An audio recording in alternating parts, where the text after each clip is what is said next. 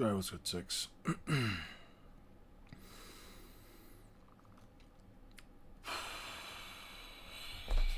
Where's my phone? Stream took like 10 years to load and I'm still first. Hey, what's good? What is good? What is good? What's good, y'all?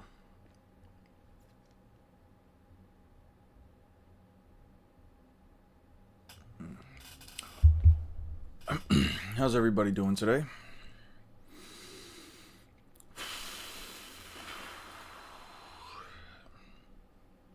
I was watching a video, holy, it's kind of crazy to start off like that. I was watching a video on this, I'm not sure, on meta ontology. I don't know if I would personally use meta ontology or an ontology meta in order to power scale, but I don't think it's necessarily unviable. Ultimately, I think that most power scaling metrics, at least as long as they follow some kind of consistent logic, can be used. However, I think that a power scaling meta, if you want it to be as consistent as possible or as viable as possible, should have some level of narrative support, at least to try and, back it up. I'm doing all right. A bit of a late start to the day, but we will, I don't think you know what meta ontology is. Sure. The philosophical study of existence, being, and reality, focusing on entities exist and how they are categorized. Yeah, I think I do. I don't know. Are you going to do any more Bleach content? Probably, but it's only going to be very short not the content itself is not going to be short, but the quantity is. I don't plan on talking much about Bleach, once I'm done with all the content that I need to get through. I'm going to make a review on Bleach. As you guys might know, I'm not the biggest fan, so I will just make a review on it, make a second review for the 1000-Year Blood War anime, and then I'll probably just make a video explaining why I won't ever power scale Bleach, and I'll just leave it like that.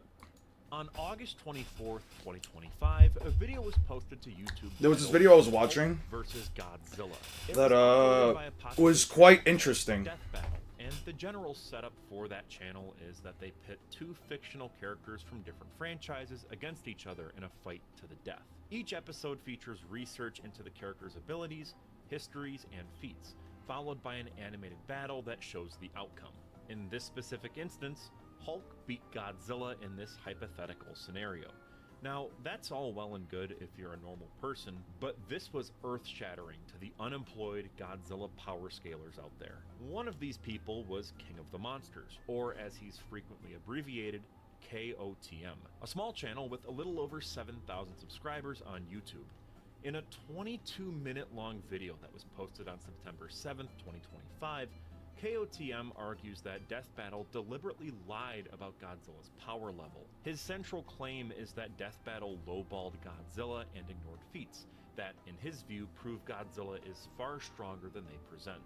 What I'm going to focus on primarily is obviously the horrific slander that they did towards Godzilla. The video is not framed as a critique, but as an expose, with KOTM treating Death Battle's choices as being is so ass. He got slammed by Zeta. I don't know who Zeta is. So when I said Godzilla was dealt an unfair hand, how you doing, Aster? Bias or stupidity, how's everybody doing? Yeah, it's pretty clear that I was right. I came across a video today titled "The Worst Power Scaler on YouTube." I just kind of wanted to check it out. I thought some of the takes that this guy was putting out were kind of wild, especially from the God damn it, I wanted to open up this. I thought some of the takes this guy was putting out were kind of wild. Bro is even worse than Tech. Who the fuck is Tech? Who's Tech? I don't know who that is. Anyway, this dude ended up saying some of the most wild things I've heard, at least as far as, like, people trying to do, like, a comparison between characters or whatever, specifically for Godzilla. I guess he was really upsetty spaghetti that, he was very much so angry that, oh, why I hate power scaling? Yeah, I'll probably make a video on that. Cowardice and dishonesty, claiming they disrespected God. Who is he even talking about? He's talking about a guy named, KOTM, King of the Monsters. It's a guy you can find on YouTube. Very toxic person, apparently. Godzilla fans by refusing to acknowledge what he calls the truth. He dismisses official guides or statements as being I'm crying. They just got valid, bigger. while elevating his own speculative calculations. By the end, he calls for Death Battle to redo their episode. This game doesn't seem very fun. Real math. If I had to be honest, Yeah, this game that does not was seem very fun. horrible. The The only ones I can think of are you, also Aura, not and Zeta. great, like, it was I appreciate that. very stiff compared to Devil Extremely Arms. racist over a guy disagreeing with him. We'll check it out, because I think they mentioned something like that. Frieza, this was severely lackluster. They showed none of Godzilla's power-ups. They skipped basically straight to Ultima, minus model and rifles model. We're gonna just speed it up a little bit, because I already read like the first. I already saw the first like 5 minutes of this. So Yeah. I honestly don't know what the hell they were doing. Regardless, the core of his argument revolved around nuclear power. He repeatedly insists that because Godzilla is a creature born from nuclear energy, and according to KOTM, his durability and destructive capability should be measured against the real atomic bombings of Hiroshima and Nagasaki. He argues that Godzilla surviving military attacks, kaiju beam fights, and regenerating from damage all prove he is stronger than nuclear weapons and should be scaled accordingly. First, let's talk about the difference in treatment. It's pretty obvious from the start that these two were not treated equally. The Hulk was treated with reverence. They gave him powerful feats right from the start. The editing in that part of the video is significantly better. There's no more Hulk sex multipliers. Oh god, how could they show a father hit his son? Which is really bad, but you know what else is really bad? Godzilla vaporizing people on screen. Like, you want to say a parent beating their child is awful, but not, you know, thousands of people being incinerated by the atomic bombs? What? Bro, what are you talking about, man? Now, the fact that you even need to say this is insane, but invoking Hiroshima and Nagasaki in a power scaling debate is flat out indefensible. Godzilla was conceived as a symbol of nuclear destruction, a cinematic reflection of Japan's trauma in the aftermath of World War II. To take those bombings and turn them into numbers on a fictional stat sheet ignores the history completely. Men, women, and children were killed in those two bombings. I agree. This is an outright It's exploitation of tragedy for extremely the sake of creating sad. fiction. I agree. I think that the separation of your feelings from whatever media or take that is being put on the internet in order to see something, at least in a somewhat objective sense, I feel like it's a very necessary skill that a lot of power scalers don't have. Which I think, you know what, overall, do I think it's entirely fine? No, but am I also going to sit here and tell you that it's like the biggest issue in the world? Not exactly either. Fictional power levels. In my opinion, this is the endpoint of what I call power scaling brain rot, an inability to distinguish between symbolic storytelling and real-world atrocity. When KOTM was rightfully criticized, he didn't admit fault, but instead chose to crash out in the replies. Here's a comment under this video by a user named Nigel Nutmeg who said, quote, "Using Hiroshima victims as a shield to defend a film character you like in a pointless internet power scaling debate is genuinely evil. People like you are the reason nobody takes Godzilla or his fan base seriously anymore. Get help." KOTM responded to this comment by saying, "Oh, you pitiful, sad little worm. I'm not the evil one here. They are. Because they went out of their way to suggest child abuse is more scary and awful than anything with the big lizard. Nice grifting, stupid." While the backlash was intensifying, KOTM released a rather unhinged community post claiming that he never used the bombings as a pity shield and that people pointing it out were stupid and pieces of shit. He argued that his reference to the bombing was about tone, saying Hulk's backstory is treated with gravity, while Godzilla's nuclear origin is treated like a joke. He framed his use of Hiroshima and Nagasaki as a call for consistency in how tragedy is handled across characters. The problem here, though, is simple. His video used real-world mass casualty events as a yardstick for Godzilla's power in a fight against the Hulk. The backpedal tries to reframe this as commentary on tone, but the footage... When is the Emu Did Nothing Wrong video coming? I am not making an Emu Did Nothing Wrong video. There is no way you can even remotely argue that Emu has done nothing wrong. That motherfucker essentially helped flood the planet. We're checking out a video called The Worst Power Scaler on YouTube, by the way. Yeah, no, Emu is kind of the reason why everything is so fucked now, but... this is a video on a guy named KOTM, King of the Monsters. I came across it a while back. Not too bad. I might check out this video as well, but we're not going to watch the entirety of it. I'll probably just watch it on my own time. just doesn't match. Unless you guys want to. Equating Hiroshima and Nagasaki to Bruce Banner's childhood. You could be as pretty as you fucking want him to be. He could be... different realities into a single talking It point, doesn't which matter. is That flat doesn't out justify the absurd. shit When that Emu criticized, did. He didn't take accountability, but lashed out with insults and doubled down. That is the cycle with this person. Hostility instead of responsibility. As you'll see, whether it's racism or false pedophilia accusations, this pattern defines him. So, who the hell even We is know this guy, Naruto and is planetary. Why am I singling out such a small and... Maybe in Boruto. I wouldn't say he's planetary in Naruto, but sure. Whatever helps you sleep. But he put those dirty fishmen in their place. Okay, is Naruto still happening? It is still happening. I'm gonna work on a video today. I'm working on this video today. Once this video is done, it should be up by like Friday to Saturday at the latest, although I don't think it's gonna take me that long to finish it. I've got just to set up the rest of the images and then just put it all together, and that shouldn't take me... Honestly, if we grind it out today, we might even be able to set up all the images, and I can have it out by tomorrow afternoon. But, Once this video is complete, again, once this video is complete, we'll get back to Naruto versus Luffy, and then we'll just keep working on that until I get it out. I'm not going to put out any more content until I get Naruto versus Luffy out. Largely insignificant channel. Sure, he may have had a bad take here, and his videos are your standard cookie-cutter power scaling content that can be found all over YouTube. But the reason I'm making this video is because it's important to call out bad actors who give the Godzilla fandom a bad name, regardless of their subscriber count. This is allegedly not some kid, or even an edgy teenager trying to be shocking online. KOTM is an actual college graduate who surrounds himself with a following that's overwhelmingly made up of children. He can be found in Discord servers throwing around racial and homophobic slurs, degrading people with sexual Because we know he has enough chakra, and Baryon Mode literally makes chakra scale to his AP. Actually, Baryon Mode doesn't do that at all. Baryon Mode gives him a massive amp in terms of striking power, speed, and precision, but it also only lasts for about 10 total hits. Name me a single bad thing Emu did. I'll wait for the cope. Well, let's see. What about wiping out an entire fucking island full of people just to test out a weapon? What about that? What about testing out the Mother Flame and literally wiping out an entire island's worth of people? I don't know, man. That seems like a pretty bad thing. insults, and saying some pretty disturbing things directly to minors. That alone should raise alarm bells, and what makes it worse is that he carries himself like a textbook narcissist. The unfounded accusations that he throws at his critics, calling them hypocrites, liars, manipulators, predators, are usually projections of his own behavior. When you step back, the pattern is quite obvious. The community posts, the Discord chats, the YouTube videos, all reveal someone who thrives on What the fuck is this game? lashes out when criticized, and refuses to accept responsibility for the things he says. And while it might be tempting to dismiss him as a fringe voice, this kind of behavior damages the reputation of the fandom as a whole. It paints all Godzilla fans as being toxic. Nice thing to do. He saved them from taxes. Cool. Also, E on the rest of your comment. My bad. What was your comment?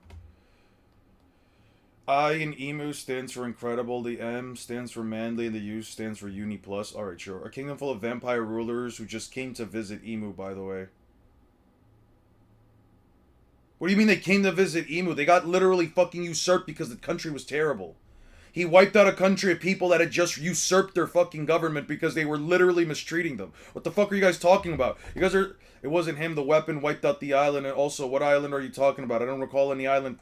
Alright. Now you're just trying to gaslight me. Sure. When in reality, the vast majority of us love these films for their Naruto does not have planetary levels of chakra. That's literally never expressed at any point in the 700 chapters of the series. I don't even know why you're saying that. Literally uses all that chakra, so yeah, he also created a different type of chakra. I wouldn't call the energy that they made from Baryon Mode chakra, but sure, you can call it that. What island? Lelucia Kingdom, you fucking assholes. artistry, their history. You guys are gaslighters. Oh my That's grandmother. what You guys are gaslighters.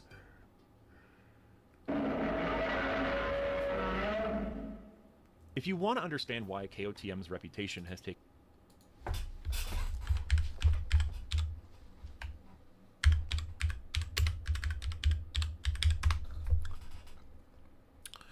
This island, right here, Lelucia Kingdom, right here, on the One Piece wiki. This place, right here, got completely wiped out by Emu. Yeah, right here. Completely wiped out. Completely wiped out. Yep. Just wiped out right here. Never heard of it? Well, that's crazy because it's a canon island in One Piece. Looks AI generated. Alright. Alright. You don't need to look at his videos. All you need to do is open his community tab. Fan art looks like there is AI. Less of a place to share updates. You're just and pushing more agenda? Alright. of a running diary of his frustrations, written with the urgency of someone who just can't log off. What about... You know what? Forget it. We don't The believe posts you. You don't have to from believe me. I know I'm obsessive objectively dissections right. of You the guys are Death just trying to Battlefield gaslight me. versus Godzilla video, to angry insults aimed at critics, Redditors, or even entire fan bases. It paints a very bleak picture of someone... What are some of these things that he's saying? Also a reminder that all this shit is now added to the Godzilla in Hell's power, speed, durability. Why composite Godzilla is an absolute monster. who isn't really Yeah. having fun with their What's this guy's... Okay. hobby, but just spiraling out in public. Since Reddit is crying so bad, they're comparing me to the people who told unknowingly to kill himself. Safe to say, I won. So there will be a lot less posting about them with help. Safe to say I won. Yo, the number of people that come in here trying to say that exact same shit is fucking crazy. It's safe to say I won. The arguments that you made are completely and utterly stupid. I've decided that all of the things you guys say are not valid. My opinion is the only one that matters, so it's safe to say that I win. Pathetic that is. So, Even in the since I wiki, can't you're animate going to myself, be I was mad to at make a Toon compilation for 4's Godzilla vs. Toon from 4's different greatness animations end of across YouTube, series. But I'm not sure if I should still do that. It feels like stealing. I'm thinking it over. Follow-up content involving Ultima and other high-level Godzillas is still guaranteed, though. He says, safe to say I won, but the victory You is trust the ours. wiki If over you what the really government says? Why would a politician ever lie? Because politicians consistently lie. As a matter of fact, I think it's one of the predeterminate factors of you becoming a fucking politician. If you literally... I feel like anyone who becomes a fucking politician is 99% of the time going to be a fucking liar. Also, 100 Joning stuff for the chakra cannon? Yeah. What? Remind me again, what were they using again? Oh yeah, a chakra cannon. And what is the chakra cannon stated to have? Oh yeah, a third barrel that when it's shot teleports the moon to another dimension. So it's not so much that 100 shinobis have the chakra to level a moon. It's more so they have the chakra to power a cannon that simply teleports the moon away. And you know what the craziest part is? We know for a fact that you don't even need a tremendously massive amount of chakra to use time-space ninjutsu in the first place. So, I don't know, man. I don't know. I feel like that's still a really bad take. won, he wouldn't need to keep Not a good posting argument in my videos at all. opinion. Then he But you can immediately believe pivots that. into rationalizing why he might just steal other people's work and then turn it into his own video. The whiplash is clear because Real he wants talk, I think communication and slapberries are content awesome. At the exact same time. And for someone who hates Reddit, It's like he probably seems my to favorite spend thing a lot about, of time on there, often posting links to the Godzilla subreddit with this caption. What a pathetic child to hide on Reddit. I will insult hypocritical scum however I wish. Anyone who proudly However represents I wish double is crazy. standards deserves it. I don't care what anyone else likes. When I post reasons about why films are of quality or of not, just saying herder I like is gross. I don't care if your feelings are hurt by that, but you could have said something actually worthwhile for a conversation. Or stayed quiet. You also get some bizarre rambling where KOTM goes with gay That's people, funny. or decides to just throw out random slurs, or just be outright racist towards black people, like in this case, where he says that black people steal videos by reacting to them. When getting called out for this, he calls the guy an inbred, and has a complete and total meltdown. Don't worry, we'll talk more about the racist stuff later in the video. At the end of the day, KOTM doesn't seem to understand what a community tab is meant for. The tool exists so creators can update their audience on what they're doing, what they're working on, or just show personality in a way that builds trust. His Yeah. use of it looks more like a personal diary of grudges. The posts are long, angry, and often directed at whatever person or group upset him that day. It honestly just reads like KOTM someone has who's an venting. ego.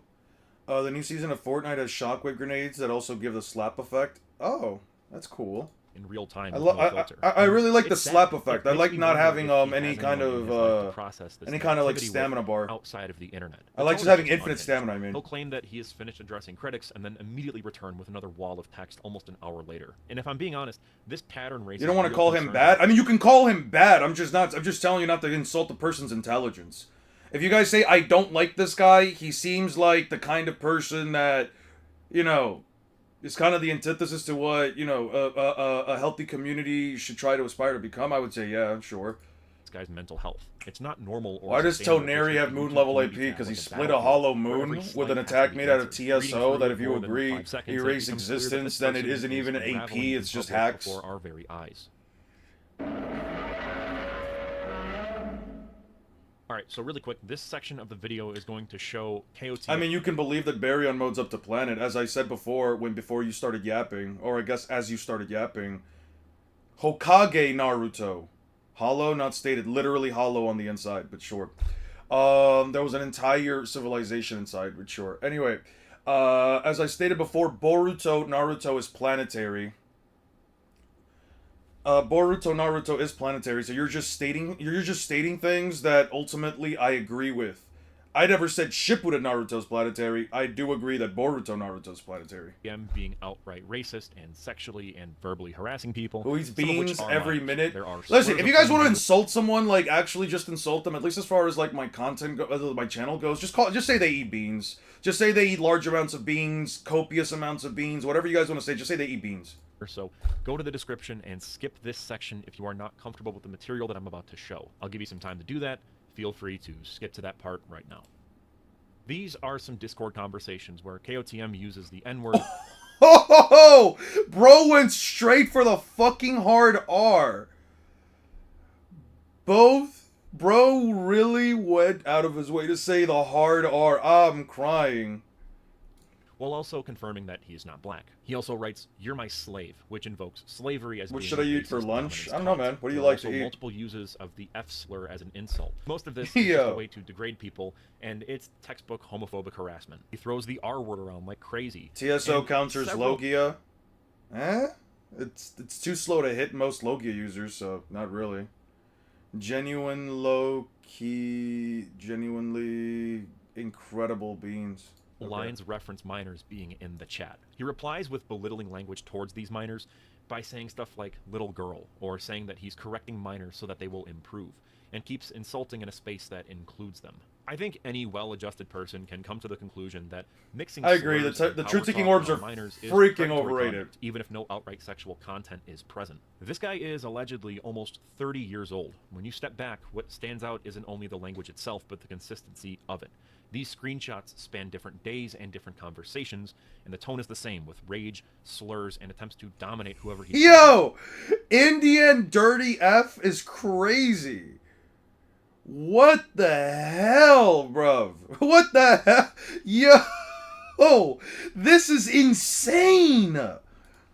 That Why is he consistency so reveals character mad? More than any video essay ever could. And not that I'm excusing racism or anything, but it's clear that it's not just someone slipping up and accidentally dropping a slur. Why is it bigger than our moon? Can you substantiate that for me real quick? He's Explain to very me why it's comfortable bigger than our performing moon. his cruelty in public in a consistent manner that is pretty constant. The fact that minors are present in these chats makes it even worse, because it shows no awareness of boundaries and no That all have the same base stats, but Yuka's the strongest we've seen due to him adapting more than the others. I don't know if I would agree that he's the strongest we've seen due to him adapting more than the others. What did he adapt to more? I mean, he just... Sukuna's the Maharaga that Sukuna fought adapted to domain expansion. Oh, basically adapted to the domain expansion. He lost to Fuga. The one that Gojo fought adapted to both red and blue. It just lost to purple. And the one that what's his face fought, he only really adapted to the base curse technique. We don't actually know what happened with the domain expansion, nor do we know what the domain expansion was. I don't know if I would necessarily say he adapted more than the others. I don't know if I would agree with that, because Gojo's Maharaga essentially already fully adapted to blue, and I think it nearly fully adapted to red, although I can't. From what I've seen stated in the new Modulo volume, there's a volume now. Really? Black Clover endings are mid as fuck. Sure, but don't spoil it, please. sense of responsibility. At that point, the issue goes beyond bad optics or internet drama. It raises real concerns about judgment, self-control, and mental health. This is a person who should not be in charge of a community space. As a content creator, there is an inherent responsibility when you have a younger audience to treat them with respect and to not say things like this. This is... Yeah, that's the thing I don't get. It's like, if your audience... Listen, I feel like for the most part, in many cases, like, a content creator is likely going to have an audience that is predominantly younger than them, or at least, to an extent, depending on the kind of content that they make, it's next to close to a younger audience overall, right? I mean, I know for a fact that at least most of my subscribers are younger than me, with only a few being, like, older.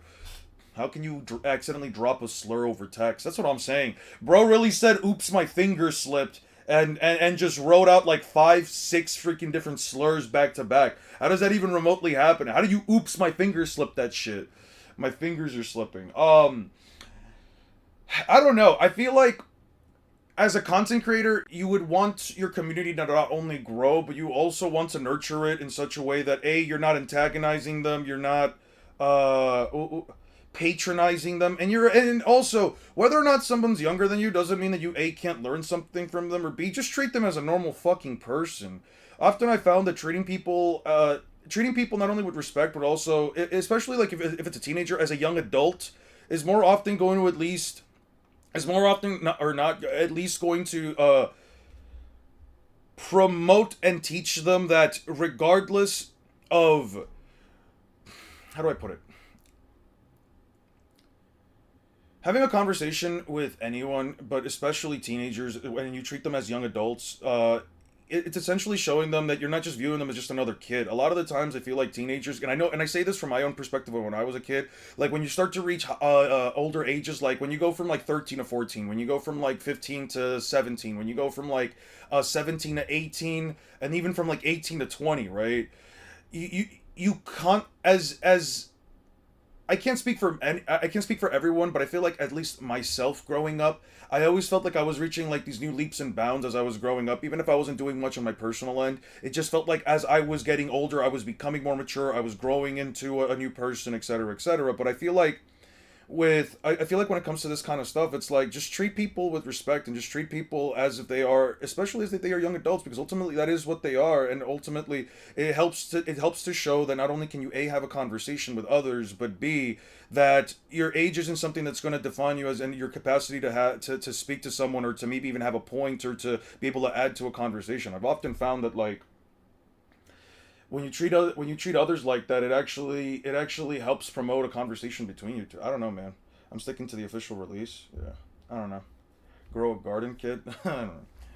Because ended with still being a Naruto victim. Yeah. Is disgusting behavior. The There following are 3 is a extra Reddit pages of the 3rd volume of Majuro. Got you. post from someone who claims to have known KOTM, and he gives some insight as to who this person is and how they were affected by Yo, their do you know actions this directly. One Piece game, Saying, quote, Roblox "KOTM game called Blox Fruit? No, I don't. I don't play Roblox, and I try to stay away from that shit.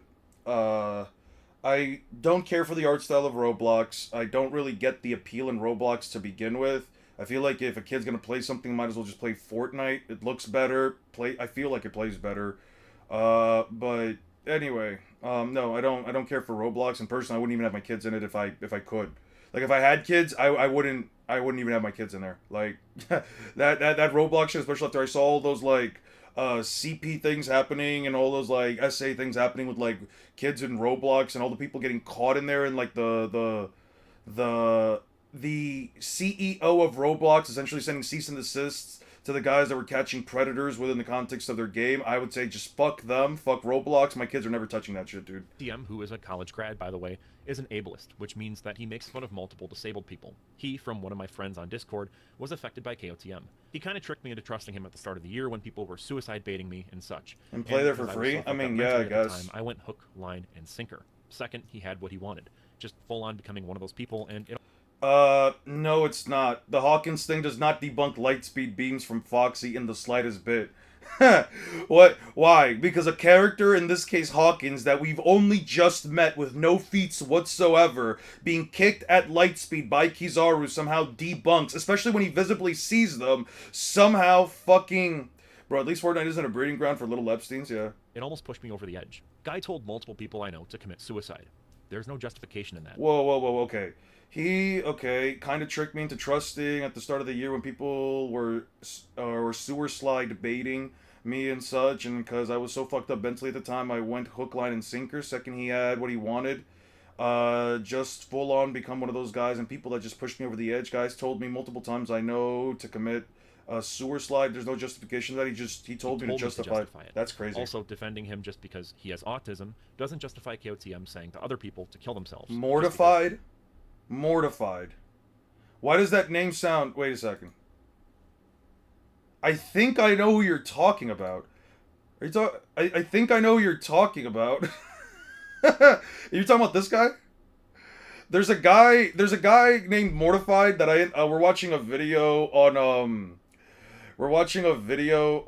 the worst power scaler on YouTube. If you're referencing Mortified, John, funny enough, I've interacted with them a couple of times. They've sent me constant like server joining things, and I just never joined them. The guy, I think I found him on like an Instagram comment like 4 years ago before I started my channel. Yeah, it must have been like 4, actually not even 3, maybe like 4 or 5 years ago. I put a comment on an Instagram post, and I had a guy named Mortified hit me up, and then we basically had like a back and forth. This dude was trying to like argue that Luffy has been lightspeed since the start of the series, and then whenever, big Crocodile fan, yeah. I don't know about the homophobe or the ableist part, but the guy was 100% just straight up arguing that like Kuro was lightspeed and that all the Straw Hats had to be lightspeed from the start of the series. And then when I told him, okay, but like what substantiates it, he said, can you prove that it's not true? Can you prove that the characters aren't objectively lightspeed by this point? I'm like, bro, there is no I can't prove something that has no evidence for it. You're just using one single thing, bro. I don't know. They disagree with him and his videos. Plenty of I people think I it's know crazy. are neurodiverse. but they have this sense of being respectful and actually think before saying something. that might upset other When people. does he Unlike KOTM. find pacifista beams to be harder to dodge? I mean, you can maybe say that the explosion that they cause is harder to dodge, but when does he ever actually find a pacifista beam? Can you show me where Luffy visibly shows... Can you show me a chapter where Luffy visibly states that the pacifista beams are harder to dodge? TM who has a god complex and cannot bear the idea of others having different perspectives.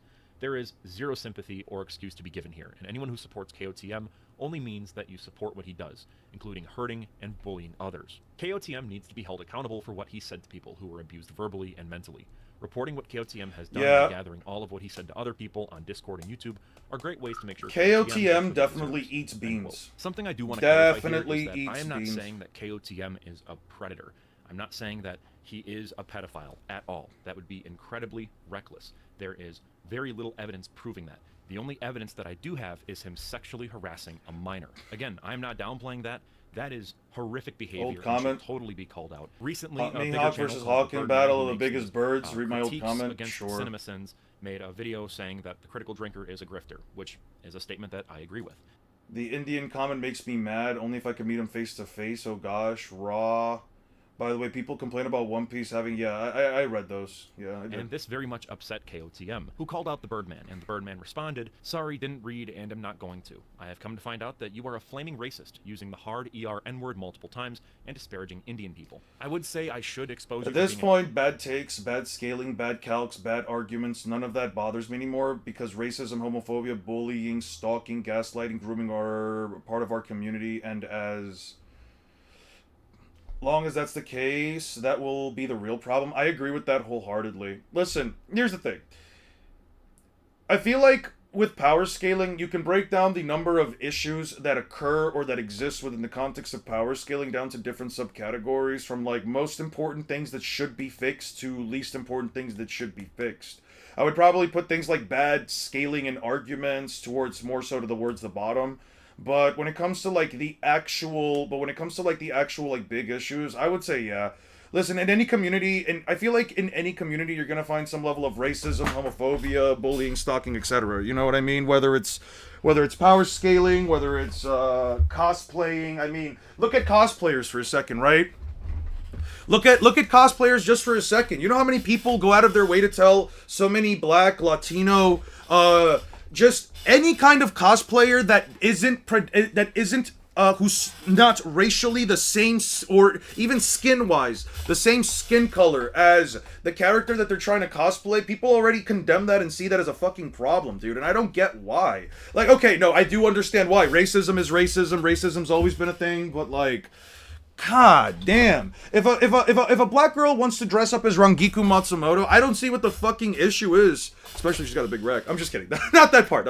But like, no, she should dress as whoever she wants. If a Latino guy wants to dress as fucking Omni-Man, let him fucking dress as Omni-Man, dude. If an Asian kid wants to dress up as fucking All Might, just let them do it, bro. Why is it an issue of trying to have all of this Why is there always an issue of like people trying to say, oh, you don't look like the character? Okay, no, but they still but they still want to dress up as them. That character still means so much to them. They have an emotional connection with them, or they probably think that they're really fucking cool. What's the issue? The girl offered herself, man, it's so sad. Cosplaying is crazy. Yeah. Luffy found pacifista lasers harder to dodge. Oh yeah, recently in Death Battle community, the fans are being hypocrites because they harassed an animator to leave the show, but now they're begging for him to return. What irony. Yep. You say that they're predictable to dodge, Tigro, but they have a literal lock-on system. Yeah, I don't know how you say that they're easy to dodge when they're literally locked onto the target. The reason why people dodge them, All Might is Asian, isn't he? I don't even fucking know. I thought All Might was American. I see you? Alright. Modern day politics make it an issue. Yeah.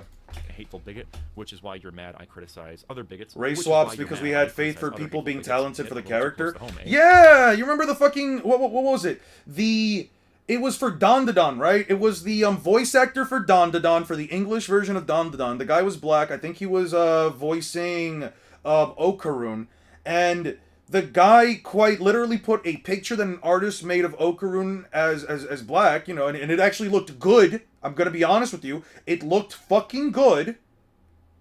And people were fucking losing their shits over it. What's the problem? I think he was born in Japan and trained in America. Alright, okay. Nick Fury in the MCU, Susan Storm played by Latina. Yes! Like, what's the fucking issue? I don't get it, man. I don't get it. But that would bring more eyes to your channel than you've ever been able to bring in yourself, and I would only be doing you a favor. So, stay mad, fruitcake, lol. In his response, KOTM outright says that he will never apologize for saying slurs, and falsely throws around that it was pedophiles that he was saying these slurs to, so that makes it okay. And when presented with some really bad screenshots, Real quick, listen. Pedophiles are terrible, disgusting human beings that you should honestly just throw underneath the prison. Trying to justify all of your racist, terrible remarks because apparently you were speaking to a pedophile. I don't even know. First of all, how would you know that they were a pedophile? But let's just say, like, they were anyway. That doesn't justify it. I mean, you could call them 1,000 different things. You could call them you could call them 1,000 different things, but using a racist slur, bro, that's crazy. I'm gonna blur what I can here. If I showed it uncensored, it would probably get my channel For no banned. reason But or he's saying, negative reasons. KYS and your bloodline, hard R N-word. You are a goat fucker, unclean slime, incest N-word full, hard R. Talking like Yo, goat fucker is crazy. Ruling. Yeah, this is why you're Indian dirty. These are real. Shouldn't be done in screenshots. general. In my opinion, lots of They're people fake don't care images. for the characters for a race Fair swap enough. The to people that are black, involved but have suddenly reached when out it's to me white, it's a privately huge via problem. email The double and confirmed standard. Everything I have. I think the reason, I'm gonna be honest with you, and I get where you're coming from. I understand. I kind of understand where you're coming from with that, Six. I mean, I'll say, like, I'll put it like this: when the Teen Titans live action was coming out, and we first saw that image of like Starfighter from the Teen Titans show, when we first saw that image of like Starfire, Teen Titans, Starfire, Teen Titans live action.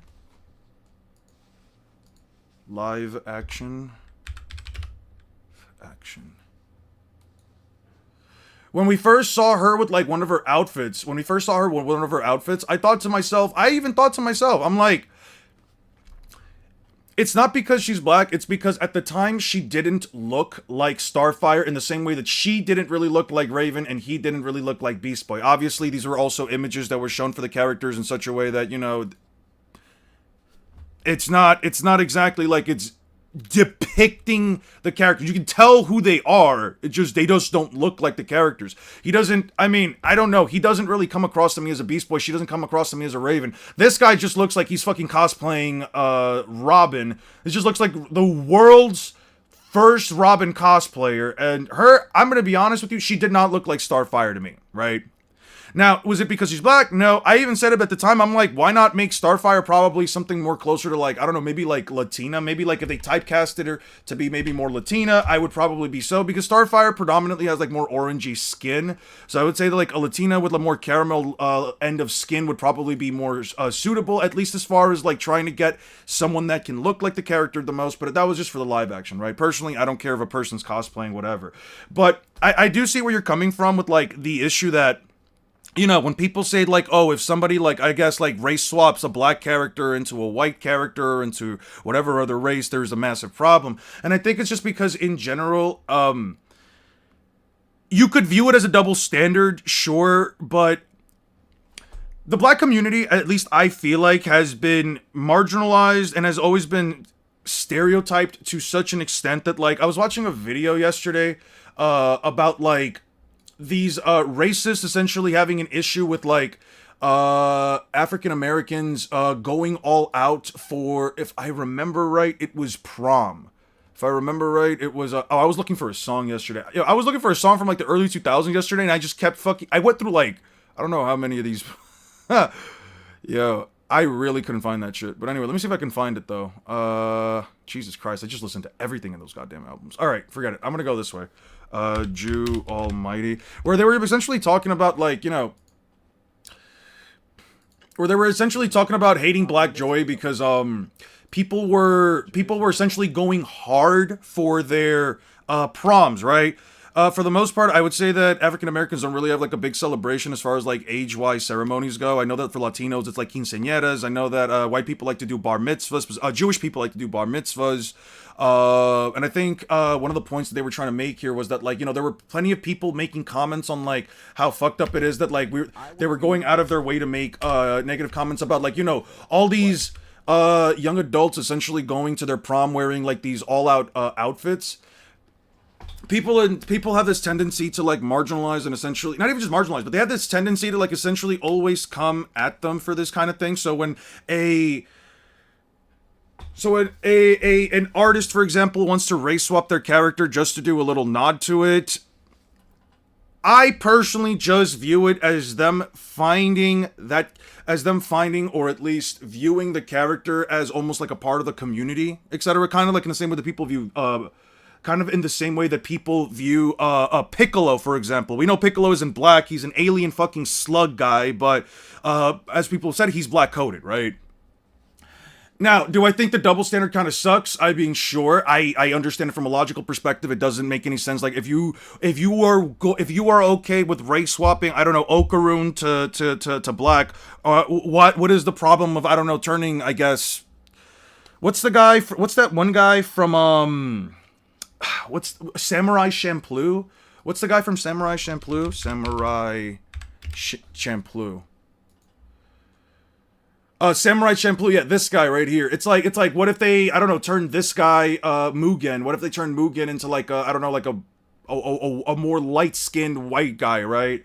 I understand, like, the inherent hypocrisy and double standard there. I don't know, man. I'm just like, sometimes I think things aren't as deep as they have to be, right? I just feel like things aren't obviously as deep as they need to be. There's not enough representation of black, and black characters or creators in the mainstream, at least. I agree with that. There's not a lot of representation. And in many ways, a lot of race swapping is fine, but if the race isn't integral to the character, if you race swap Black Panther, it's like, what are we doing? Apache Chief to Indian? Like, no. I agree with that. I agree with that 100%. If it's part of their identity and it's a part of the code of the character, or like, it's part of like how the character is coded, yeah, you might actually see a bigger issue, right? Like, for example, a character like Blue Beetle, right? I think one of the biggest things about like the Blue Beetle character is that he's Latino, right? I think he's supposed to be Mexican, if I remember right. Blue Beetle as a character is supposed to be Mexican. And I think a lot of the story of Black Beetle, correct me if I'm wrong on this, but I think like a lot of it tends to be with like, you know, them growing up in the area that they're growing up, etc. I would say that race swapping, let's say Blue Beetle for like another race would probably be a bigger issue than, let's say, I don't know, race swapping the Flash, for example, right? Like, I don't think the Flash has ever been a character who has been, who because he's white, you know, there's something, it's coded into his character, unless, I don't know, unless he's, I don't know, he cooks or whatever, he doesn't use fucking spices. Zero would have a meltdown even though it was an order their way around. They would celebrate it. Shinja, who is leagues below Luffy, was splitting continents. What about that? A white blonde girl from books is black and none blonde in live action, but fans don't care. I like her anyways. Because I do tend to race swap some of my own characters to personal reasons, but I don't think now is the right place to talk about here. Sure. Full screenshots. It's real. I don't know what else to say. And unless KOTM can prove otherwise, I do believe this guy is a complete and total racist bigot. It's funny, too, that he thinks people would fake screenshots like this, because he's not that big of a deal, and his behavior is very evident that it makes total sense he would act like this behind closed doors in a Discord server. This has been a very one-sided drama with KOTM sort of screaming into the void, and his audience is very much turning on him. You look at this community post here where he, again, goes after Birdman, and the comments are all negative. This person says, "Your vids are nice. Can you just slightly calm down?" And people in the comments replying to that are saying, "I think he has anger issues," or "He never will. Don't bother. There's no turning back now." Pretty sure he's like 80% anger and 20% power scaling. Another person said, 80? Yeah, I'd like to submit a record. 80% anger and 20% power scaler is funny. For biggest hole one person has dug. It's sad, because I liked your composite Godzilla video, but now, man, it's just sad. Another person said, "Bro, Lucius is a "Why are you bum so villain?" hostile? Who's Probably. getting on your nerves?" is because of... I think Lucius towards the end was more of a bum than Lucius towards the end kind of did feel like a bum. Like, the dude had so many magical abilities. He had, like, every magic out there, but was just getting hard countered by a guy with wind and star magic and another guy with fucking anti-magic. Granted, the anti-magic was actually a problem. of Birdman, you need to calm down, man. And then someone replied saying, he is incapable of letting go. Just let the man rage and watch. KOTM responds by saying, Why am I being hostile to a man who falsely accused me of being a racist after I criticized his channel content? to which someone responds to KOTM saying, he did not falsely accuse you of being racist. He truthfully accused you of being racist. Here's another one where someone said, doubling down and trying to defend your behavior is just going to get you in more hot water, dude. I would suggest trying to calm down, reflecting on the situation, and apologizing. To which KOTM responds, Apologize for what? Calling out a pathetic piece of garbage for his hypocrisy? the original commenter then says, the very fact that you think you haven't done anything wrong leads me to believe that you may be hopeless. I hate having to diagnose someone as such, but your atrocious behavior and refusal to change is pretty clear evidence. The thread kind of goes on for a bit, and eventually KOTM says, I think what's more than apparent are reactionary idiots like you trying to defend this piece of filth are what's actually hopeless. to which the original commenter said, firstly, you should not be throwing stones in your glass house. Secondly, as I have told you before, calling me names does nothing to me. Thirdly, at this point, you just need to leave YouTube as a whole. Stay in your Discord circle and leave everyone else alone. And as you can see, KOTM is Mr. just Terrific completely is ratioed in amazing his in the own Superman comment movie. section. He It's stole the show for you. really sad to see, but That's good to hear. That's good to hear. comment. I heard good stuff about Mr. Terrific. I didn't know who the fuck he was until people started like claiming that, you know, Mr. Terrific in the movie was fantastic, etc. Like people were actually making a lot of good comments about Mr. Terrific. I didn't know who the heck he was. Apparently he's supposed to be like one of like the smartest beings in all of Marvel. He's supposed to be like in DC, he's supposed to be like one of their he is a cure for Ironheart. Yeah, I heard that like Mr. Terrific is supposed to be like the Reed Richards of the DC universe. He's an amazing genius character in terms of writing. Momoshiki has eaten multiple god trees, which makes his chakra level multi-planetary. No, it doesn't. You have no way of substantiating that. Oh, I just paused it. But you have comments like, yeah, this is the death of your channel, angry racist, mad... What the fuck? Wait. Their name was Enon. That's funny. That's funny you caught that. Bro really said his SS form every time somebody disagrees But with him. you have comments like, yeah, this is the death of your channel, angry racist, mad he got caught being racist, can't make it up. You also have KOTM deleting comments like crazy, where this person says, Lamau, deleting my comments is so wacky. My guy, what makes you think nobody notices when their comment has been erased? Rick the Squirrel is a content creator who posts Godzilla-related memes and movie clips. He is someone who has a history with KOTM, and I'm going to present his testimonial that he sent to me personally in order to feature in this video. The following are his words exactly. Quote, it happened in March of last year. I made a video in Bro really response to a becomes a bad Super faith and Saiyan. terrible viewpoint on the whole. Third smartest -1 person on versus Earth, every other specifically next to Godzilla movie Batman and debacle Lex that Luthor? YouTubers were trying Okay. to make to help their Third own ideology smartest. and culture war. What He makes saw the him video dumber and than told them? me how dumb it was. And What how makes him less Godzilla X intelligent? Kong, which hadn't even come out yet, was objectively bad, and anyone who did think it was good was then treated as inferior.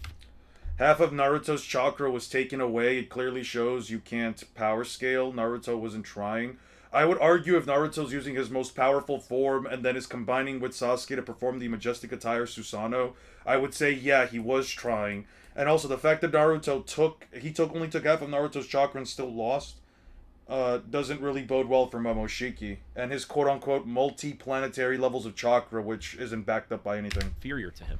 I called out his response to my video in my community tab, like he always does in his YouTube tab. I went to search his name up to see if anyone else had a run-in with this guy, less than an hour after posting my response. This game looks to like him, it's and found a such video of him ass, being by the way. racist, Like the game in the homophobic, background. and ableist to some people in a Discord chat, even telling them to kill themselves. I posted this to my community tab Talking as an update Ben to show how bad this guy was when it came to interacting Scale with when? anyone. And he I went don't know on what to you're try and talking make about. it a moral high ground by saying the people in that Discord server were all pedophiles. Then when I said that just because they are doesn't give you the right to use such despicable behavior as an excuse, what he did next was claim to his fans in his community tab on YouTube that I was defending pedophiles by taking my reasonable response to him, believing that they were, and then twisting my words so he could look better than me. This went on for the whole day until the people who posted the video that were in the Discord definitely chat not doing that. found out and messaged me in my community tab. It turns out that most, if not all, weren't actually adults. They showed me the entire Discord chat, and I recorded the Funny entire after I conversation. call? Okay. At one point, one of them said to him that they were a minor, but he brushed it off. A lot of things he said to them were, You are my slaves, and I taught you better, little How man." does, He would again, then you try to haven't say that we were substantiated somehow how friends with him, Naruto has, therefore how trying to Momoshiki slander has me by calling me the same multiple thing, planetary along with my chakra friend levels. who responded You haven't to him by expressed being that. blatantly You racist. haven't But explained that he at also all. twisted his words as well. He would also Series continue to outside call of the him a big monkey. three and JJK. After I'm done with Naruto versus One Piece, I'll definitely do something out of the big three and JJK. I'll probably start just doing some random video game scaling. Will you ever scale outside of anime like comics or video game characters? Yep. After I'm done with Naruto versus Luffy at some point this year, I will definitely do it. I'm gonna probably do Black Myth Wukong or Expedition 33. I'm kind of in between. I might do one or the other. I might also do Liza P. I'm thinking about maybe doing Elden Ring. I'm not entirely sure just yet. I'll see how I feel once I get to that point. How Foxy's beams are light speed. I mean, they don't have to convince you. It's not important to convince you. It's just about expressing the information that has been applied. Even after them telling him they were black. He then said that being called a monkey isn't Pac-Man a racial scale slur is song. possible? His excuse to say all of these things to Pac-Man scale would only happen if I do, like, the Pac-Man World games, and there's no way I'm playing Pac-Man World 2. If you want to know why I'm not playing Pac-Man World 2, you have to ask my friend Michael about that. terrible people is also a lie, as he does this with anyone that doesn't agree with him. I've seen it firsthand. He cannot take any criticism whatsoever and will call you a worm or even more degrading words. We tried to solve this a couple of days later in a Discord chat, and he would not apologize for anything. proving to He him can't that tank a young less than people, tree level however they Rasengan. even Yeah, they never adults want to like bring he that said. up. Even though he said he was wrong about them being adults, he still claimed they were pedos, which to anyone with any common sense doesn't work. Therefore, he was basically saying he lied and was wrong about me being friends with them beforehand, and that I was defending them. He would still play stupid like he did with calling people monkeys by saying the same thing. Yo, It's calling not people related to monkeys is anything crazy. bad. After many days of stress and him continuing to Yo, not calling budge, people monkeys is somehow, by insane. some miracle, we were able to get through to him, and the last few exchanges were on neutral terms, and I wished him the best of luck. We deleted both our posts about each other, and he said that the beef was squashed. It turns out recently, though, that he didn't actually believe that, because when people brought up his bad behavior and mentioned me, he went and said that I was attacking him through the mud, so I deserved it. So after everything, he still thinks he's in the right. Dude, I hate the undiscovered particle argument so fucking much, by the way, for, like, the One Piece, like, Foxy stuff, because the undiscovered particle argument is entirely reliant on the notion that, okay, A, you believe that for whatever reason, because they are undiscovered, that somehow means that they aren't light speed. B, because they are undiscovered, if a scientist were to discover them, the properties, again, with no information to back this up, you have to somehow believe that the properties of the photons somehow equate to, oh well, the speed properties of the photons must mean that they must not be as fast, which again is complete headcanon. Like the undiscovered particle argument, here's the thing. You'll be repping 90 Black Clover, right? Probably not. I don't really go for the higher end metas. I always go for low ends. Roughly, how strong do you think those characters from those video games are? I might even do like Final Fantasy 16.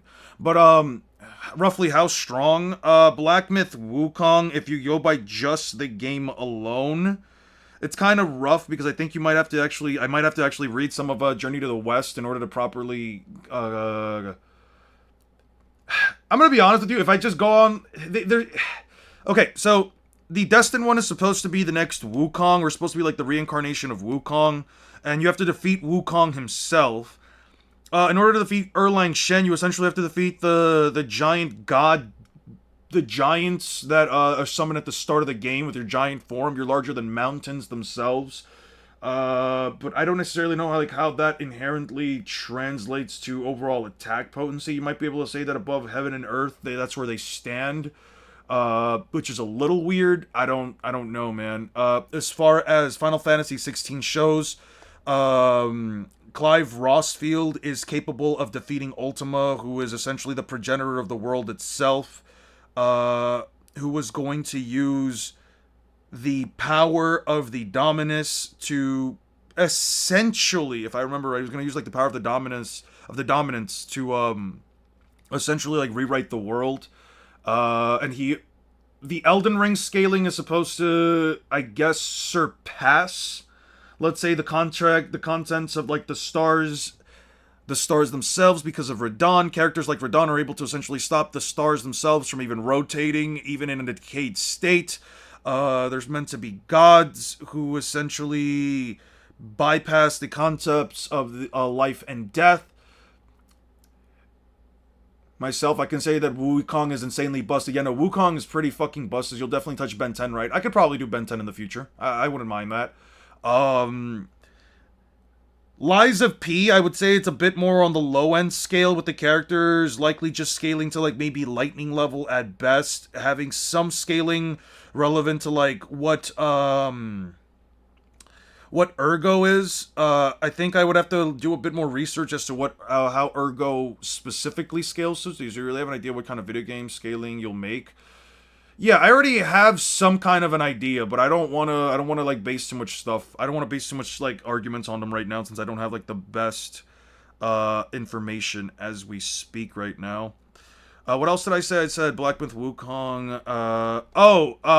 Fucking Expedition 33 is 100% at the very least universal. It is at the very least universal. The characters definitely scale above that. They can 100%. It's kind of crazy. Any Crimson Desert scaling, I would have to play the game first. I wouldn't mind getting it, but at the point that I'm at right now, I would actually. Oh, to answer your question, or like Spider-Man, it's more so one can be Jaime just so happen to be Hispanic. Okay, so there's nothing that has to do with him being Hispanic. Okay, sure. I was wrong on that then. So, lore accurate Wukong is overrated. I don't know if I'm gonna go out of my way to read Journey to the West. I'll probably just do that. I'll probably just like do it within the context of the game itself. It's just fun to scale. So many interesting abilities and hacks. Yeah, I think that a lot of Ben 10 aliens are pretty fucking busted. One of my favorites is actually Big Chill. I do like Big Chill. But yeah, I do have some ideas. Or being able to push away the Anguished Guardian falling on him. I'd say the cap. Let's say that's the cap of the verse. I'd probably say so. Is easily high outer via reality to fiction, reality over fiction, and immeasurable via scaling above time, via manipulating. Yeah, all that stuff. Despite his own ludicrous claims, by grasping for a straw to pull. The guy knows what he's doing. Any socials he does have aren't listed on his channel, and he does. The Naruto vs. Luffy is closer than it actually is with scaling. Narratively, no. Narratively, I don't think it's that much closer. The narrative of the story essentially is also the author's intentions. The author's intentions with Naruto clearly don't scale the guy himself to planetary. I just don't see how that's the case. Planetary levels, chakra quantity doesn't exactly equate to attack potency, and as far as Luffy goes, I mean, I'll put it like this: even without like substantial AP feats, or at least destructive capacity feats, far past what's it called? Even without those feats, far past One Piece, since we really only have like the continental stuff and the planetary stuff from Whitebeard. I think that just in general, the fact that Luffy had to defeat a character that was on the same, at least considered on the same scale of military might as Whitebeard. Then you have somebody like the Gorosei essentially showing up, and Luffy not only taking them on, all of them thematically being consistently described to be planets themselves, but not really. You could make some argument about Simon ascending to godhood and absorbing a lot of Ergo, but in my opinion, it's just a statements and no substance. Yeah, I don't. The reason why I went into the whole scale about Ergo and having to do research on Ergo is because Ergo itself, as an energy source, though it might seem to be potent, I don't know if the amount of Ergo that Simon necessarily absorbed would put him at such a high level, especially since so many of the characters are only really mechanizations or essentially evolved forms of humanity, or mutated forms of living creatures that don't necessarily, even threaten a country itself. You know what I mean? I don't know if Simon Manus's ascension to godhood, quote unquote, would necessarily put him that high, but can't crack space outside of the world. That is completely unsubstantiated. All this horrible behavior through his community tab because he knows he can get away with it. If this stuff was in his videos, they would have been flagged and taken down years ago. I know people in the community who have gone through the same thing I've had. Some you may even know, where he did the same insane accusations based on nothing.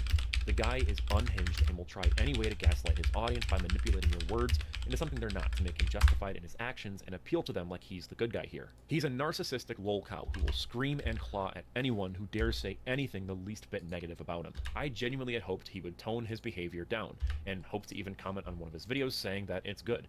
He's being better, and his videos were of better quality, but Yotsuki crack it with their portals. The guy when does Naruto bend space? And made my life when does Naruto bend space, John? Slanderous lies he made up to make his horrible behavior I called him out on seem worth it, because the people I attacked deserve it. But He does this to anyone. Hey, thank you so much for the gifted membership, guys. Can we get some W's? Appreciate it. Downhill for me. The whole spring of 2024 was terrible for me. The Godzilla fan base really showed its bad apples of two-faced, hypocritical, narcissistic edgelords that want to be seen as superior. I never looked that much or made mention of this incident again because I didn't want to go through this. Ergo's just memory or more time crystallized. It can be used as a power source, but they really can't do anything indicating how strong it is. Yeah, there's that kind of nothing, right? I kind of figured that. I couldn't recall anything that particularly emphasizes the idea that Ergo in and of itself scales to anything specific. I was just saying maybe if I did some research, but if you're kind of like double confirming it, then I would say I would kind of say I agree with that. Then what's going on here? This game has 100% lore accurate abilities. Cool. Lore over balance? Sure. Playing this Dragon Ball game was a mistake. Oh, I heard Sagas was ass, bro. Oh, yeah. I heard Sagas was ass. Oh my god. Goofy ass run, bro. Since the dawn of time. Yeah, that's funny. That's really funny. What could the dude say? Did you guys just time him out?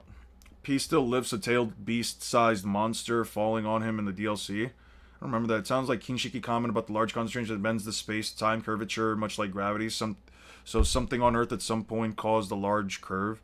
Yeah, but I don't know how that exactly equates to attack potency. Like, is it a feat? I mean, sure, but I don't know how that necessarily directly translates to attack potency, which is kind of like my biggest issue. I know that people... Oh, Aster, look! The new Fairy Tail 100 Years Quest chapter. Oh, look! It's Igneel. I read this yesterday on Facebook. Somebody had posted it, and I wasn't sure as to what was happening.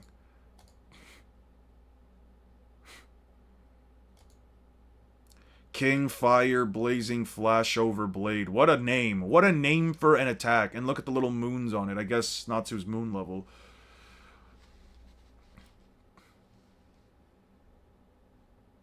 You know, Eon, even if you're not exactly getting that much views, I've seen plenty of YouTubers who put a lot of effort and it doesn't really pay well. Just remember that it's all for the fun, I guess. Well, partially it is all for the fun, but I do want to make this a career. Bro, why did they bring Igneel? I don't know. You ask me. You're the one reading the series. I don't read it. I just saw a spoiler about it yesterday, so I was like, all right, shit. Have you seen Dragon Ball Taiketsu? Worst game ever made? I have not, but we're gonna take us some time off of that and get back into editing. Listen, if I want to make... Here's the thing, Han. If I want to make a career out of it, I do have to consider the number of views that I get, which is why I might just consider stepping out of power scaling. Maybe not entirely, but at least partially. Ooh, excuse me. Jesus. Kuma blitzing the Straw Hats through Sabaudi Archipelago and... Okay. What episode does Kuma separate the Straw Hats? 405. Let's just pull this stuff up. We'll just start getting the moment in, and then we'll do that. Find 405. Yeah, I genuinely just have to think about, like, I genuinely still have to think, even if it's to some extent.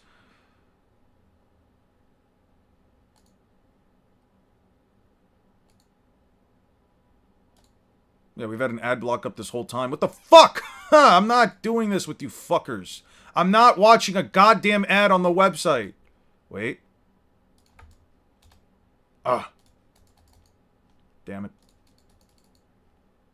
God damn it, dude. It was working yesterday. What the fuck?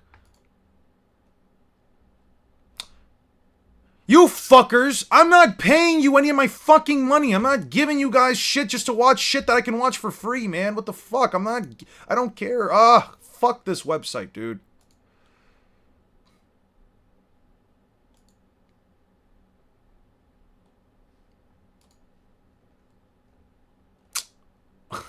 Motherfuckers.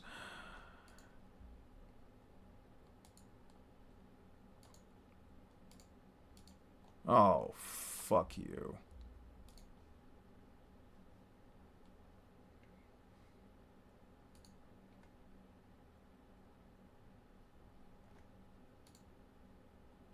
can't even click on anything. What the fuck?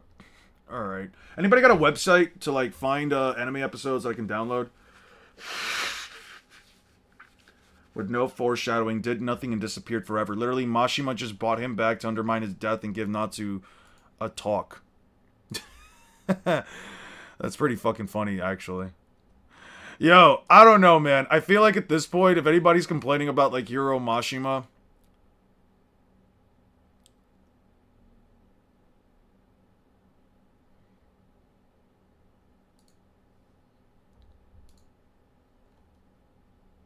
Fucking bullshit-ass, fuck-ass, stupid-ass page forcing me to now have ads. Oh, look at that. I clicked on the page. Now I have to go through an entire series of clicking through bullshit just to get through. I hate this shit, man. I'm not losing the ads. I beat the ads. I just didn't want to fucking do it. Maybe in Anime Kai. Let's see. 405. 405.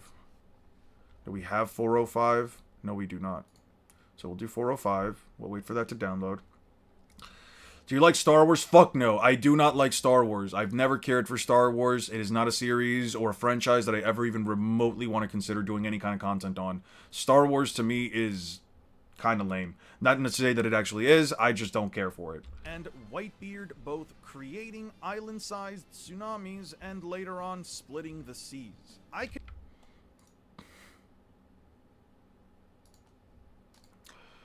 What episode does Whitebeard create a tsunami?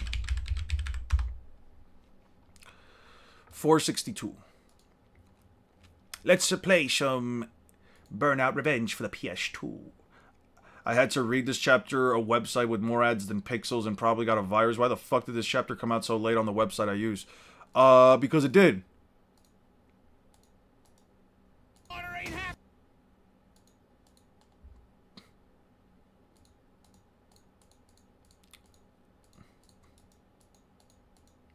Alright, well.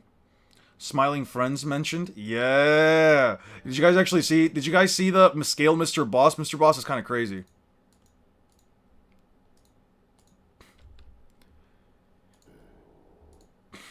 Young whippersnapper.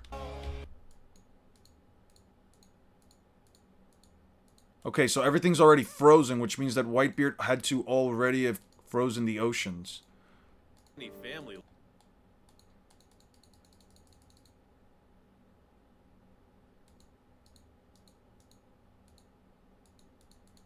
Yeah.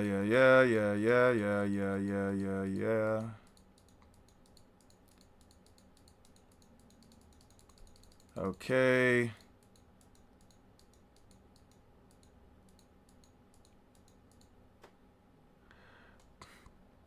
Yo, making waves large enough to basically fucking capsize an island is fucking crazy, bruv.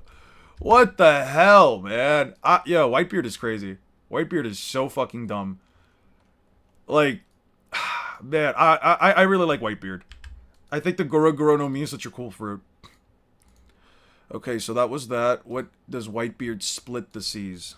Split the ocean. You can make a random poll of who would win and write two characters' names to, for Time Pass. Alright. I could do that. One moment. What do you guys... Okay. I need... You know what? Let's... I got you guys real quick. This one is for my I got you guys. Jotaro Kujo versus Ben 10 Forearms.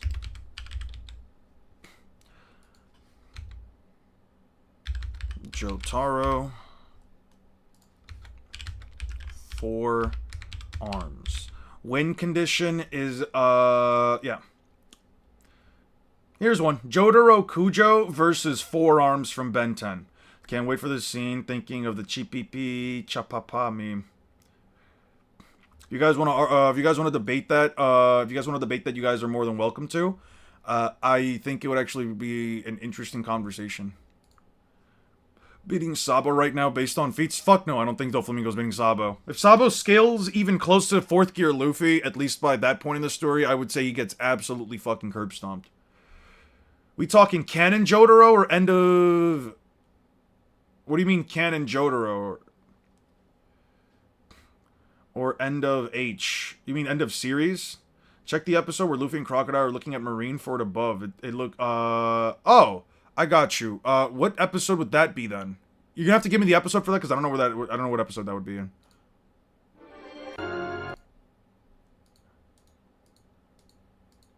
Okay. Yo, Luffy's face when he saw Whitebeard splitting the fucking seas, when he saw the aftermath of that, had to have been crazy. Imagine you're just some random kid that's literally just running in there to save his fucking brother, and then you just see an old man literally rip the ocean in half. I'm not even in half. I can call Jolene Cujo a son whenever I like. All right. What about Yuta versus Jotaro? You wanted to do Yuta versus Jotaro? I can change it up. You guys put forearms over Jotaro? I think that's fair. By the way, it is Jotaro with, it is No Eyes of Heaven Jotaro, aka the game where it's a What If Dio 1 timeline. I'll put it like this. The version of Jotaro that we're talking about is the one that does also have time stop. He does have the world. Jotaro does have Star Platinum the world. And then, what was it again? So we have those two. Okay, we already have 473. So let's do One Piece, videos, and then we do 473. 473, there we go. Okay. Okay.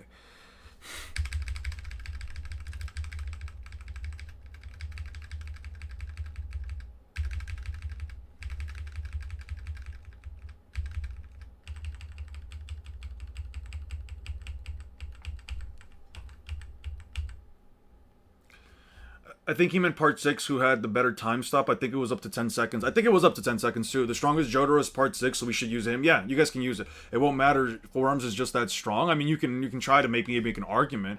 Bugs Bunny versus Feathering, Augustus, Aurora, for who would win, would be peak. It comes down to who can manipulate the plot better. Bugs Bunny can't manipulate the plot if he's part of the skit.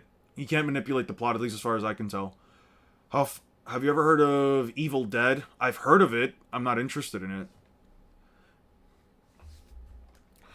Does have the ability to bypass Jotaro by phasing and crushing vital organs. I think that's what he did. I don't know if I've ever seen Jotaro do that.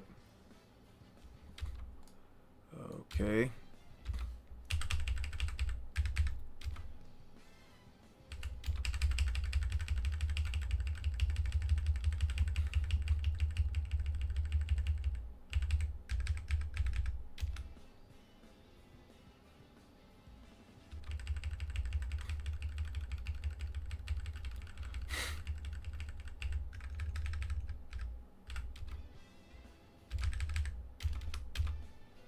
Okay.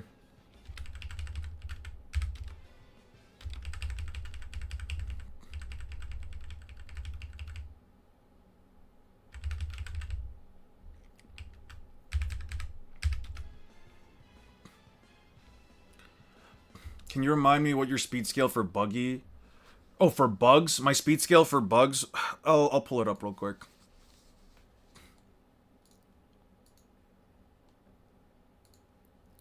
What was the speed scaling for Bugs Bunny?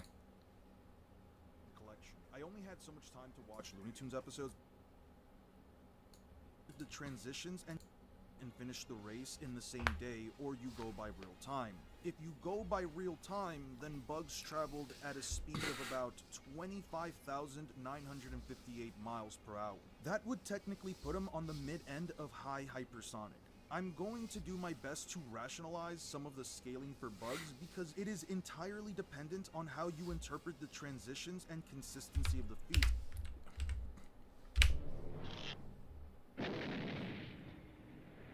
In this episode, he meets Marvin Martian, who was going Might to give him some light speed scaling. the If you want to use that version of Bugs, that's fine. explosive space modulator. I'm sure some would argue that Bugs should have planetary durability since it was stated by Marvin himself. However, one thing I believe should blow up the Earth. When triggered on its own, it only blew up a large portion of the moon. This would mean that either the explosive space modulator was only going to blow up a portion of the Earth, which would still fall under the definition of destroying it, or it can completely destroy the Earth if fired from the rocket. Since he tanked it without taking any damage, one could argue Could alter the plot. Didn't he threaten the author to get his way in multiple occasions? That depends on which version of Bugs you're talking about. If you're talking about a composite Bugs, then sure, I guess. But the one from this version of the series, from the 1940s to 1950s, yeah, no, this version of Bugs isn't that powerful. You should scale Pokemon. It's funny as hell. No, I don't want to scale Pokemon. Pokemon scaling is absolutely inconsistent to the highest degree, and a lot of the times the reason why people give them such high scale is because they think the Pokemon can do more than what they actually show or portray to be able to do. he likely has at least moon to planetary durability depending on how you see this feat. Regardless, this is an extremely impressive feat from Bugs since he was relatively close to durability. Whenever Bugs gets hit within any of the cartoons he stars in, he doesn't seem to ever show any prolonged signs of damage.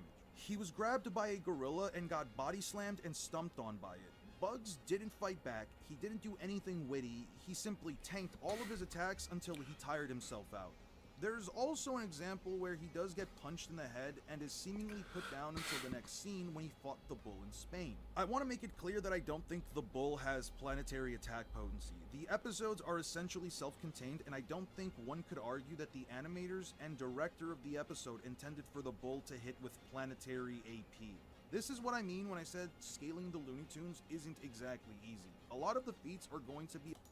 No, I don't mean Elmer. Whenever Bugs is chased by anyone, in this case we'll call them hunters, he's usually capable of outrunning them and their shenanigans. Granted, he also deals with some massive ignoramuses that make Luffy look like a damn genius by comparison.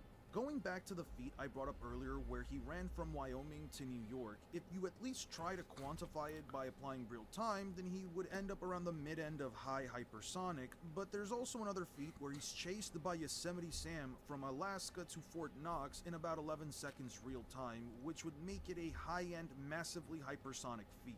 As many of you may know, I don't like using real-world calcs to quantify a character's abilities because there's a lot of factors that one might have to ignore. In this case, I have to ignore the fact that he performed this feat through a scene transition and a montage. In the very same race episode where we can technically get him to mid-end high hypersonic, he also says that he was doing 100 easily, and when we see the cops, it says the speed limit is 30. This is obviously an anti-feat, and to add on, he was also exhausted after running at 100 miles an hour for a few seconds. One more thing I'd like to add is that Bugs did build an entire city in the back of a town in a couple of seconds. I can't actually tell you how fast it was, only because we never got a full scope of the city, and obviously he did it all off screen. It's still pretty funny to think about though. So his speed is at its best inconsistent, but still slower than Luffy, and his durability is reliant on how on guard he is. Bugs Bunny's AP is all over the place. In terms of raw brute force, Bugs literally displays some of the most inconsistent and funniest feats I have ever seen. He can lift 5... What do you think about someone putting Captain Kuro at FTL? I don't agree with it in the slightest bit, and I think it's a bit disingenuous. But, I mean, you can. I'm not going to agree with it. I wouldn't necessarily say that it's viable, but you know what? You can do that. You have free will.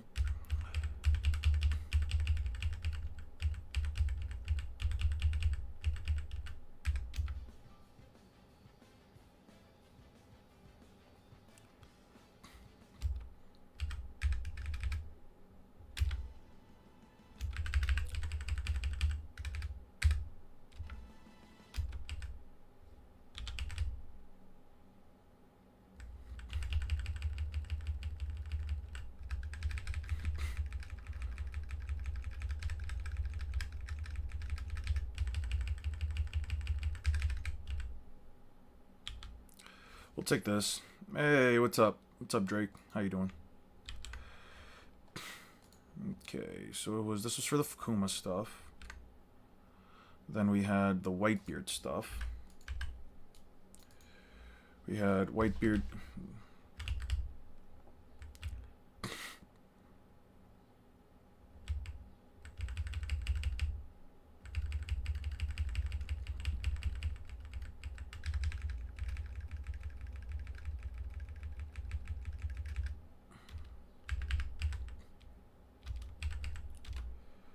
Boom.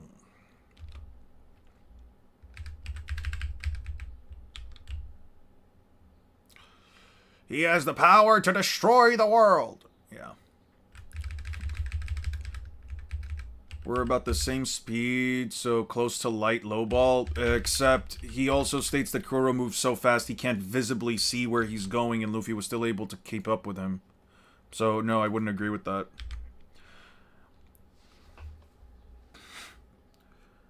We also know that CP9 characters have different speeds when it comes to their Soru because their Doriki scales them differently. Say Soul Society or is FTL because of the Shadow Blitzing, though. The Shadow Blitzing thing for Uryu isn't consistent at all. As a matter of fact, if you use the anime for the... if you use the anime, same with Naruto with the Rock Lee stuff, and same with, I think, One Piece for the Kuro stuff, you actually see the shadows disappear along with them. The shadows don't stick around whenever they do that, so I would say they're not light speed. But let's just say you didn't want to use it. I don't know. I don't believe that an author just leaving a shadow back is indicative of the character being light speed, especially with other light speed scaling being extremely inconsistent. There's also the fact that Ginichimaru essentially says that his clap, that his Bankai is 500 times faster than his own clap. There's, which would make it slower. There's the fact that spiritual light within the context of Bleach isn't the same thing as normal light, etc., etc., etc., etc. I mean, speed is speed. We can take it close to light since it's about the same speed, but his perception doesn't matter when it comes to the speed of his move. I would call it inconsistent, Marcos. You can believe it. I'm not telling you not to. I'm just saying it's inconsistent and I would never use it. I don't agree with it. I don't think it's even remotely consistent. You can use it, but I don't know, man. I don't think it's a viable argument. I mean, listen, if you want to say that One Piece characters are light speed since the very first arc of the series, you're more than welcome to believe that. I'm not going to tell you no. But it definitely is inconsistent. Anyway, okay.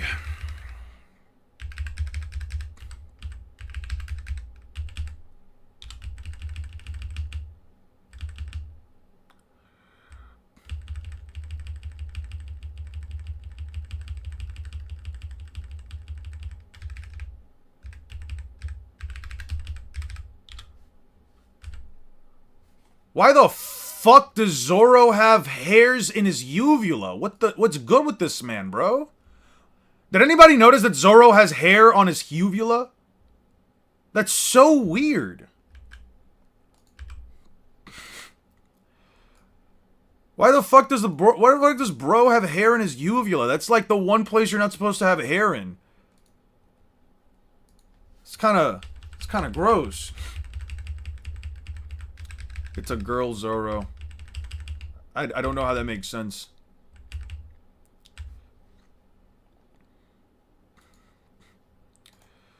Okay, let's do this. Anime crop. And then we're gonna approach the Earth. Light speed would be flat to your perception. Therefore, Earth is both flat and pear-shaped. Type shit. Oh, Lapis! Holy shit, thank you for the 5. Thank you for the 5 gifted memberships. Is Aster still here? Are we continuing the trope of Aster? I guess they're not. Damn. I was gonna say, are we continuing the joke that Aster can't get a gifted membership no matter how many times people do it? Guys, can we get some W's for Lapis, please? Causality isn't above time. Causality is dependent on time. This is provable because... Oh, you are here. That's so crazy. Can destroy stars in the light novel. What do you think about the light novels? He doesn't destroy stars. He never actually does that. The reference is that he basically plants a chakra seed on the planet that he's on. It's not a star, it's a planet. He plants a chakra seed into the planet. It absorbs all of the chakra from the planet, thus killing all life in it, and he's doing nothing more than eating the seeds. He's not doing anything else. I don't believe that he's that strong. I don't think that he even remotely equates to his punches.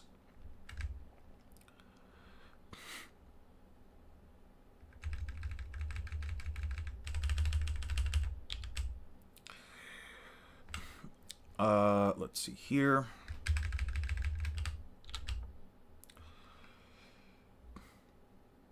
Are there any anti-feats for Lightspeed Luffy in the early? Legit question.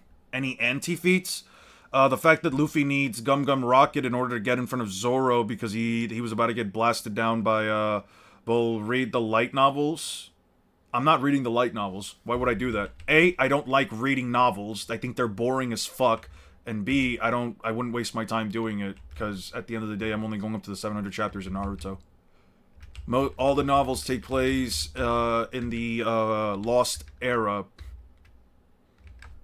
So, yeah, not really important to me, if I had to be honest with you.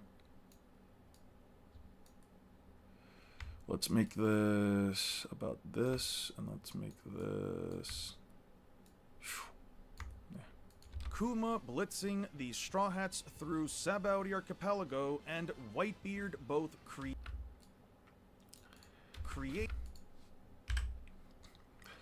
What were we talking about?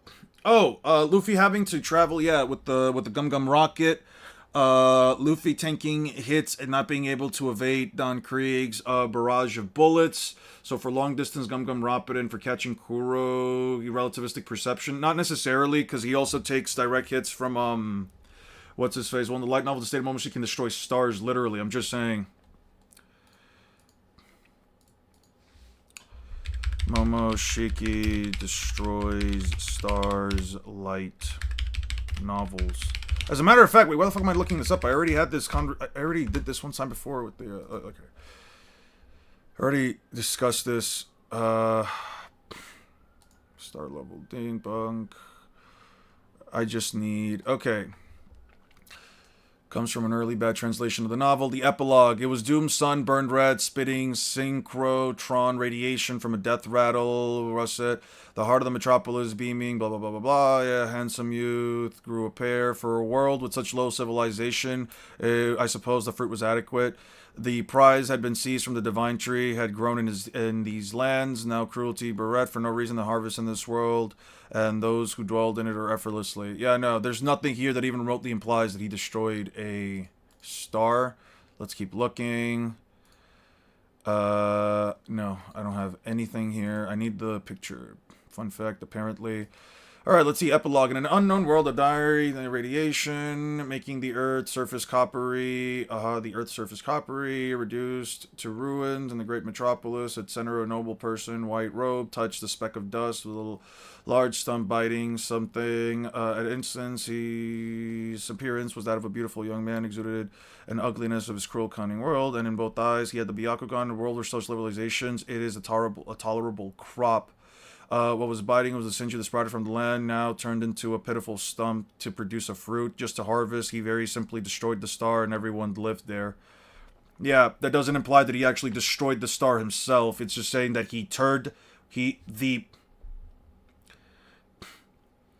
Yeah. He doesn't destroy a star.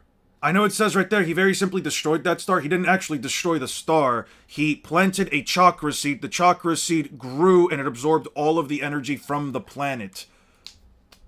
He doesn't actually destroy a literal star. He never actually physically destroys a star. The guy never literally destroys a star. He just absorbs the chakra seed, or he eats the chakra seed that absorbed all the energy from the planet. All the chakra, I should say. On Clay and Chin power creep from Arc to get his whole crew to stop one. Absorbing it depends on how you can control the chakra if he scales to it. Okay. Here.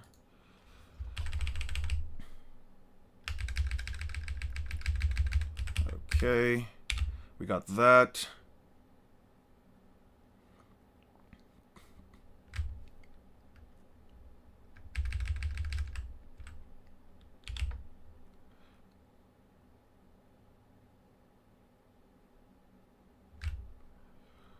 Okay. There we go. And now let's just comb through this. You think Shanks surpassed Roger? At this point, I'm starting to think that, like, that generation of pirates, as powerful as they might have been, were not the most powerful. And then right here. I found the page where Luffy takes a hit from Krieg's harpoons, and it was while Luffy was blinded by the wave in front of him. Is that it? Let me see. Let me see which one you're referencing. One Piece. East Blue.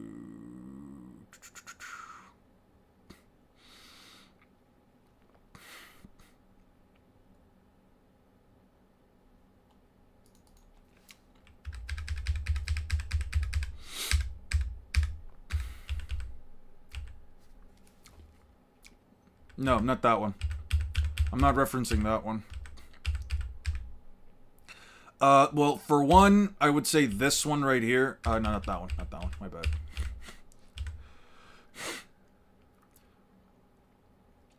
I'd probably say this one. There's also the fact that Don Krieg was able to put up this porcupine shield as Luffy was charging at him with a punch. Let's see. There's the mighty battle spear.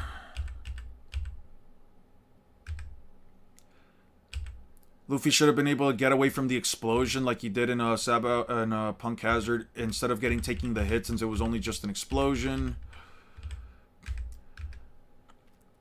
From that distance, Luffy should have been able to blitz Don Krieg entirely right there. I don't know, man. I don't agree with the notion that, like, you know, Luffy is yeah. I don't know. I just don't agree with the idea that Luffy is, that it's consistent that Luffy... I mean, it can't. It's just Krieg upscale. I don't know if I would agree with that. I mean, listen, you can view it as such. You can say that nothing contradicts it, but I mean, I'm not going to use a single SBS statement to try and denote that Luffy is, light speed by that point in the series. I don't think it's fair to the narrative. I don't think it's even remotely implied. I think that when they're referencing the speed of the attack, it's less the speed itself and more so... Sorry, the speed of Shave, and it's more so... It's more so the characters, but whatever. Fair enough. No, I mean, you can. That's the thing. You can argue it. I just don't think it's even remotely reasonable for the actual scaling of the series. Luffy doesn't beat Tenten though. How does Tenten beat Luffy? How does Tenten defeat Luffy?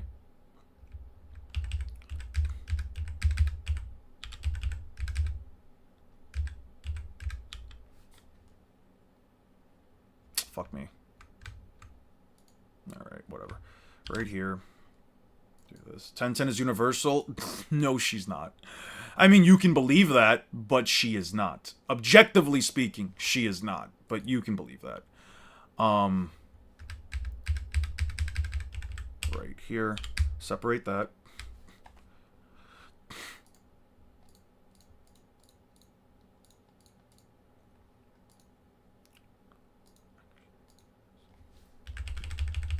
Hyperbolic statement as verse. Yeah.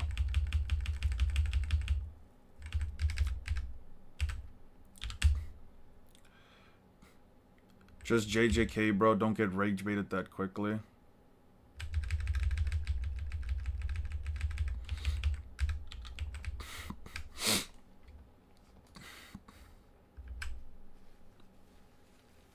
Alright. Let's move on from the Jotaro one. And poll. Here's a maybe let's try a different one. Gray Full Buster from Fairy Tail versus Gray Full Buster from Fairy Tail versus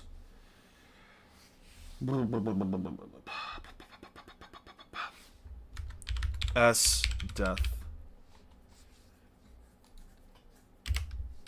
Pre-Demon Ice. Pre-Demon Ice versus S Death. Gray S Death. By the way, anybody else thought that like S Death losing in Akame ga Kill was absolute bullshit?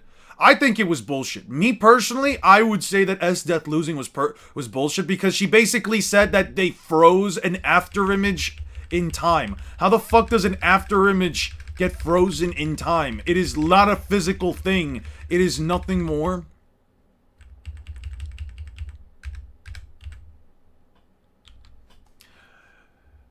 I don't know what Gray can do. He can make ice. He has ice make magic. Gray makes ice. Crop this out. Afterimage is light, isn't it? It's more so a visual It's more so like a visual representation of an object that moved so fast that it still seems like it's there. She can freeze time. Okay.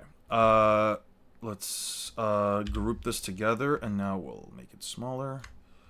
And Whitebeard. Motherfucker. I hate. Ah, goddamn. Who the fuck are these characters? Grateful, Buster, and Esdeath. You've never seen Akame ga Kill. You've never seen the cult classic Akame ga Schmill. Can't the speed illusion be frozen? I don't think it makes any sense for a visual. I don't know if it would make sense, at least to me, for a nothing more than a visual phenomena to be frozen in time, especially one that isn't even really there.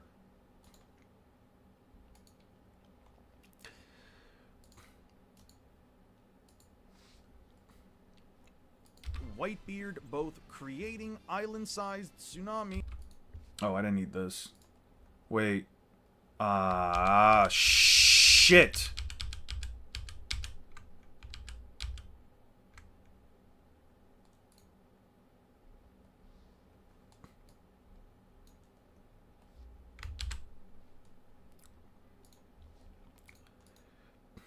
I don't need this. I need this. Okay, there we go. Okay, so now what we do is we group these together, put it back here, and now we make it smaller.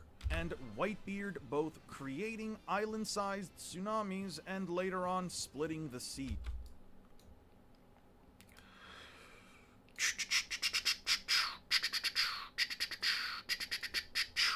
Just delete that.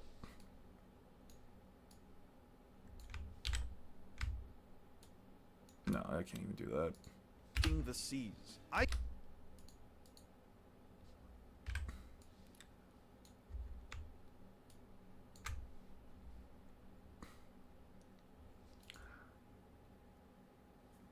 Not only is Esdeath's death is bullshit, the entire anime is bullshit. 90% of it was changed by the studio. Really? I didn't know that. I think I heard about. Actually, no. I think I heard about that before. Not specifically that like it was changed in the studios, but like Akame ga Death was like vastly different as far as the anime goes, in comparison to the actual. In comparison to the actual manga, to the source material. Do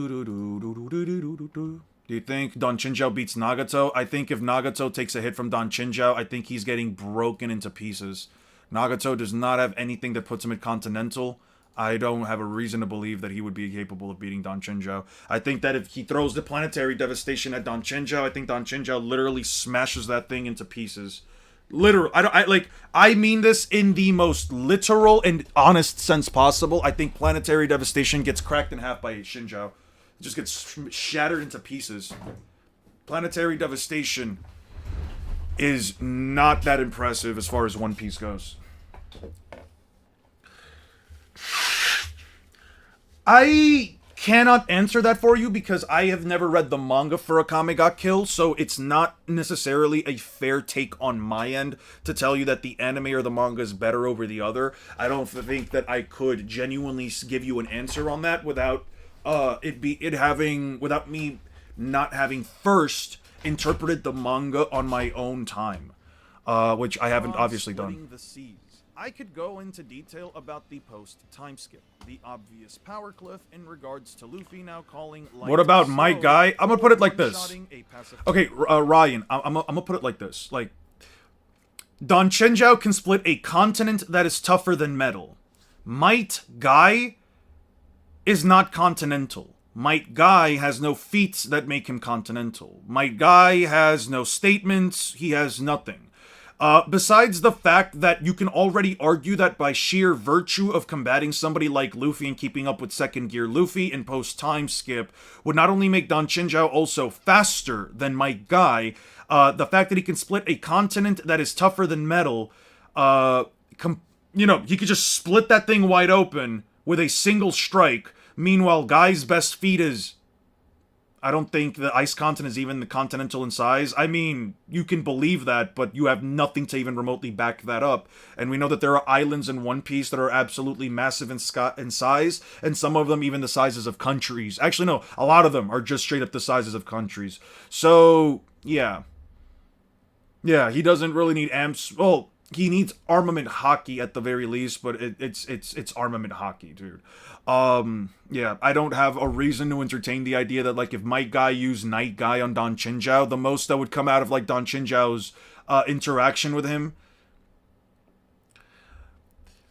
I would argue that the most that would come out of that entire situation for Don Chinjiao is that he would probably get like a little burn on his head. You might be able to say that like Might Guy might be able to burn or singe the top of his head, but he's getting his body is literally breaking into pieces against Don Chinjiao's head. I could go into detail about the post-time skip, the obvious power cliff in regards to Luffy now calling light slow, or one-shotting a passive... Assuming it's a continent since it's named a ice continent is a nomical fallacy. It is not, and I'm going to tell you why it's not, because Oda almost never uses the word continent within the context of One Piece.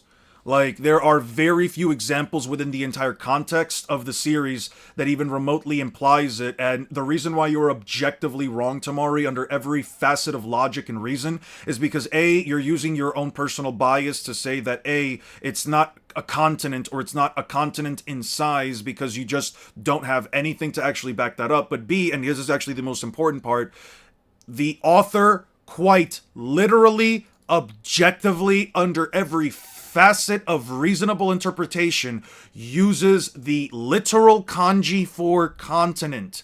Also uses the literal kanji for continent in the raws here. I might sound stupid, but I'm testing something. Who wins, Boruto or Don Chinjiao? Boruto is stated to be planetary, though I do not think that Boruto has the necessary speed scaling for One Piece.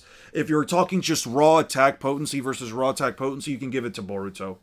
I think it's fine. I don't personally care if you want to say that Boruto's stronger. I don't necessarily know the full, I don't necessarily understand, like, what the full purpose of something like Rasengan Uzuhiko is, and I say this from the perspective of, it seems to remove your balance, but I don't see, like, how far the damage that it does really goes, and we've seen characters like Jura just straight up flex it away, so... it depends, since Don Chinjiao, I think Don Chinjiao has Conqueror's Haki, but I don't believe that Don Chinjiao can apply it in terms of an actual combat purposes. So, yeah. Since he doesn't have Advanced Conqueror's Haki, I wouldn't necessarily try to argue that he can push it off anyway, but even then, I don't think that Advanced Conqueror's Haki could remove the effects of Uzuhiko. Juro was able to do it somehow. I don't know how yet, and I don't necessarily know what the purpose of Uzuhiko is, besides, like, making your opponent lose or fall over. Lose their balance or fall over.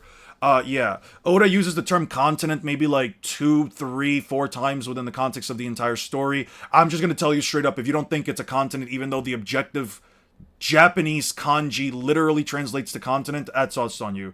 You're definitely lowballing Boruto, because still carrying with a stupid debate and also his base Boruto.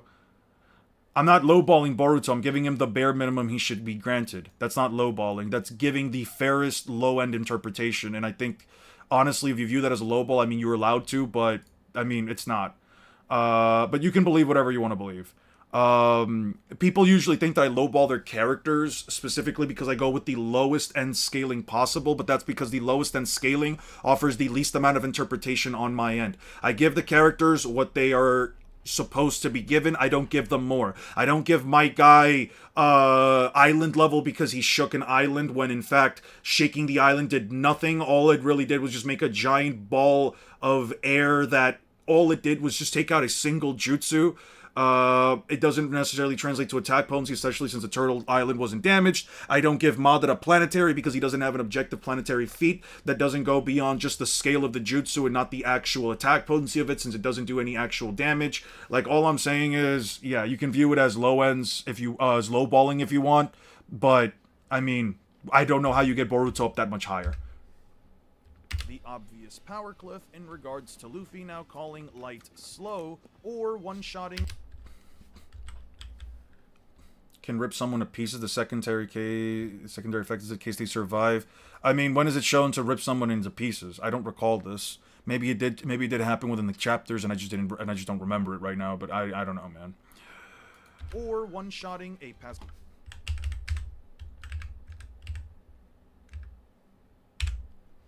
pacifista when he previously needed his whole crew to stop one, but I don't think it's as consistent power. From the examples I've provided from the first half of the journey alone, I think it's obvious that One Piece has consistent power creep from arc to arc. So now, let's talk about power cliffing usually comes from Madara's introduction to the Fourth Great Shinobi War. Ryomen Sukuna eating 15 fingers and wiping out 140 meters from Shibuya. Basically the entirety of DBZ. Yes, he uses the Rasengan no Zuhiko on a second massively instance. He uses it on a second instance, yes. I could go into detail about the post-time. Why doesn't it follow? Because you can't pay more to get better reward if you're at 0. I could go into detail about the post-time skip. The obvious power cliff in regards to Luffy now calling light slow. Hidari. Who the fuck is Hidari? Who the fuck was Hidari? Ah. Luffy now calling light slow, or one-shotting a pacifista when he previously needed his whole crew to stop one, but I don't think it's necessary. Just from the when he previously needed his whole crew to stop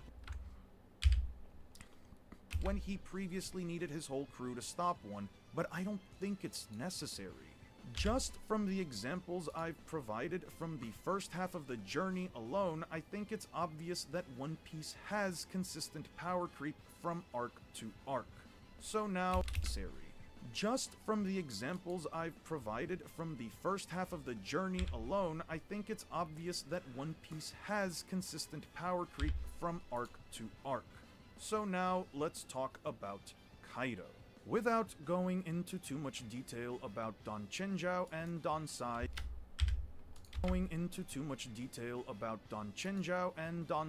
being content splitters, since it's blatantly shown to us through feats, statements, and even the narrative, since Bon Clay and Chenjiao also imply that these characters can manipulate their AoE. Let's do this one at a time. Okay. I could go into detail about the post-time. Shibai solos, though. Shibai does not solo because Shibai is a character that is nothing more than a simple couple of statements and nothing else. Maybe once the character is revealed and we actually get to see what they're capable of, then we can have that discussion. But until now, Shibai is nothing more than a concept within the context of Naruto.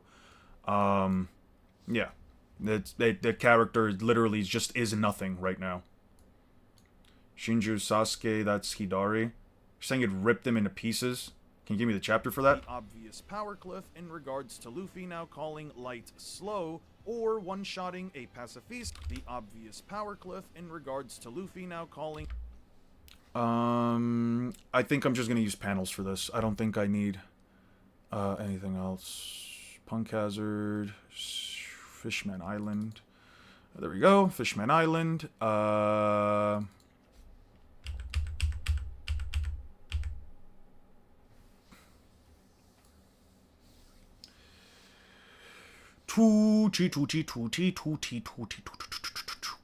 Power cliff in regards to Luffy now calling light slow, or one-shotting a pacifista.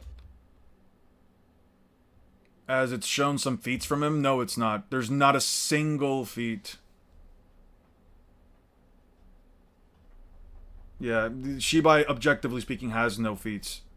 Or one-shotting a pacifista when he previously needed his whole crew to... One-shotting a pacifista. Do I have that episode of the Fishman Island? Do I have that video? When Shinjuku Kaido or Hybrid Form Sukuna? Dude, Hybrid Form Sukuna has some crazy scaling. Hybrid Form Sukuna quite literally has a dragon fruit that makes him so durable that internal attacks don't work. How is Kaido from Shinjuku gonna bypass Sukuna's raw durability, bruv?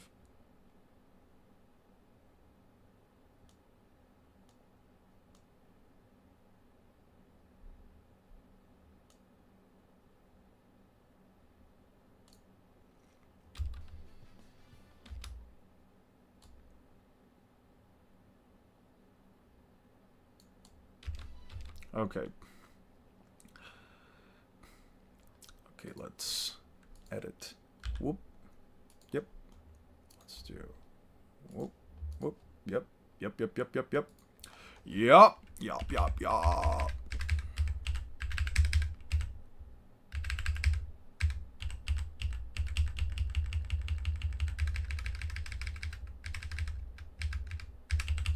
PX5. Comedian Buggy solos, all including Gear 5 Gojo. You know what? I think you guys are downplaying Gear 5 Gojo. I genuinely think you guys are downplaying Gear 5 Gojo just a little bit. Like, okay.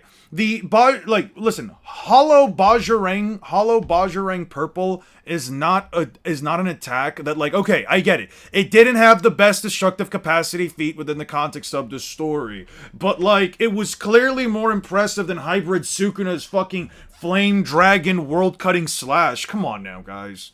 Come on now. Let's not do the bullshit. Let's not try to be disingenuous here. All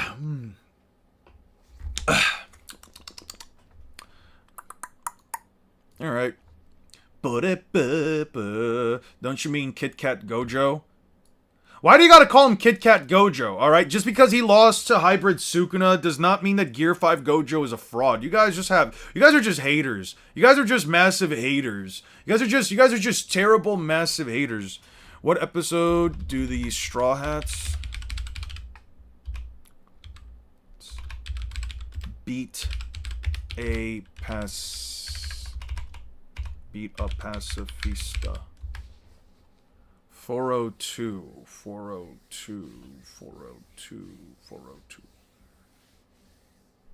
Two Blue Vortex, page blah blah blah.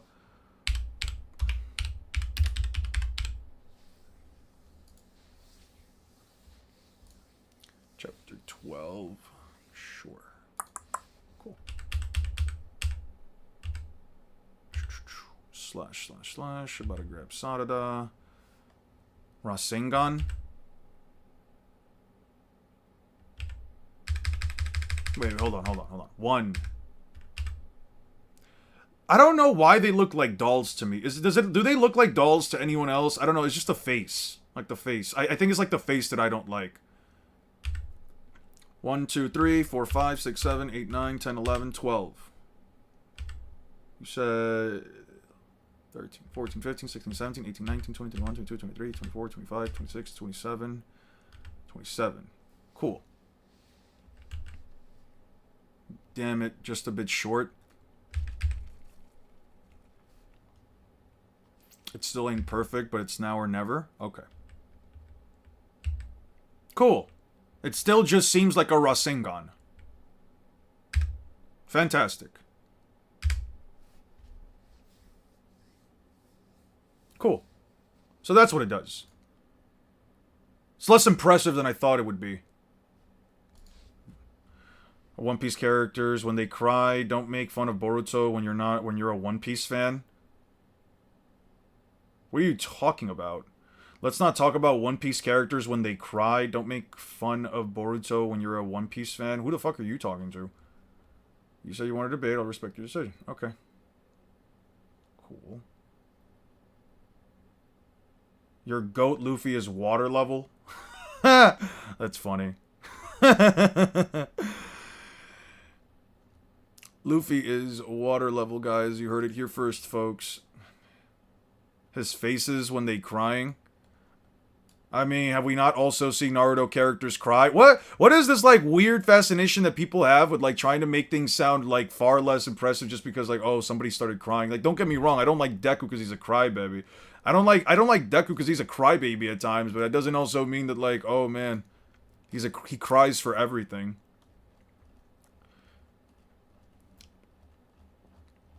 Who wins, Jackpot Sanji or Ifrit Hikari? Dude, man, let's be honest here. Ifrit Hikari should be at least capable of burning Sanji quite a bit. But I think the problem with, like, Jackpot Sanji is that, like, Jackpot Sanji just has consistent, overwhelming healing abilities. Like, it's kind of crazy. It said it was 402. Toxic masculinity because they consider emotions or any... They consider trying or any emotions beyond some limiting self-harming level as weak. Yeah.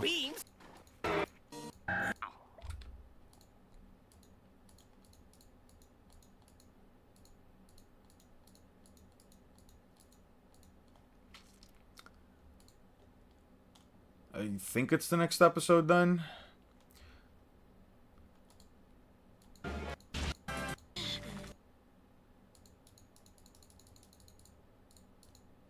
Oh, that's right. When they got a second one to show up. Yeah, okay. This is the episode. Yeah, this is definitely the episode. It's a Rasengan varied evolution. So doing Rasengan things is not surprising. I agree. It's not really that surprising. Wow, people in here get rage baited quickly. If I said Sakura beats Luffy, people would believe I believe that. No, nobody would believe that you believe that. And I really don't know what you mean by rage bait. I mean, here's the thing. If you're gonna say something like, oh, well, the character's crying, so blah, blah, blah. Like, if your argument just starts off with, like, but your character is crying or whatever, let's not talk about, Naruto characters when One Piece characters like to cry. I mean, it's not even rage bait at that point. It's just a bad take, dude. And nobody here thinks that Sakura beats... Nobody here is going to sit here and actually agree, or even remotely believe that if you actually went out of your way to say Sakura beats Luffy, that you're genuinely, like, believing that. No one would actually do that. I don't know, man. Where did 6 go? I don't know. 6 is out here doing 6 things. And that's okay.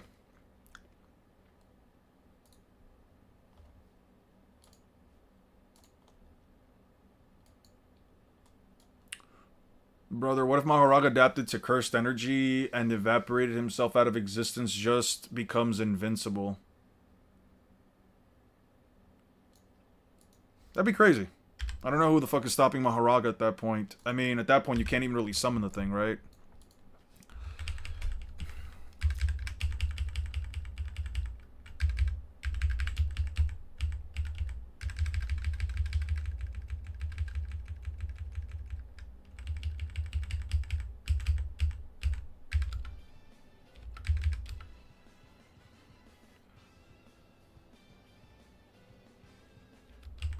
I'd rather not.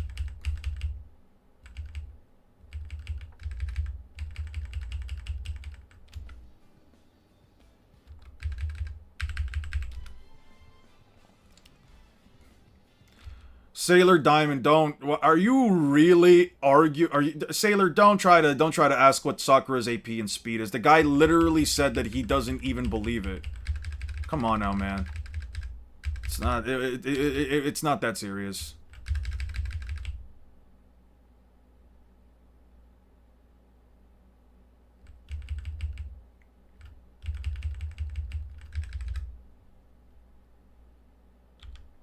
Okay, we're gonna break this down. We're gonna break this down, and then we'll just keep moving on from there.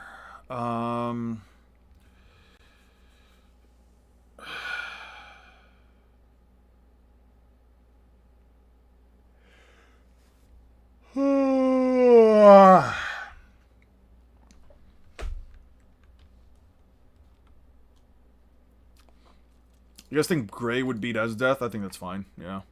That doesn't seem too far off. Ooh, I have a question for you guys. I have a question for you guys. Here's one. Frankie versus Delta. Frankie versus Delta. What do you guys think wins that? Frankie... Delta. Random question. Could Mahito from JJK transfigure Gecko Moria? Like, who would have better control over the soul? Well, Gecko Moria doesn't have control over the soul. He has control over people's shadows. He would have control over people's shadows. If Mahito makes physical contact with Gecko Moria, I think Gecko Moria is fucked.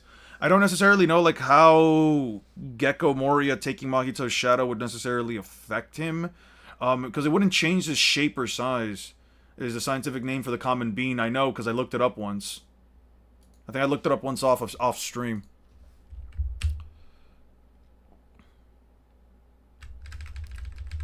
Okay, so now here's what we're gonna do. We're gonna do this. Yeah, Delta from Boruto. Delta from Boruto, the cyborg lady. Cyborg chickadee chick. Chick. Into a blade and chop Luffy.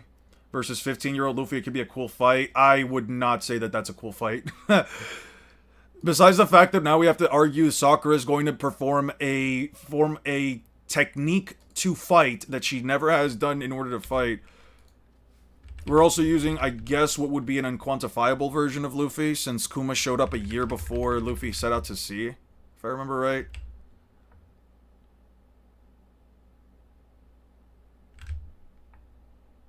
Characters I recognized besides those bums. Alright, fair enough.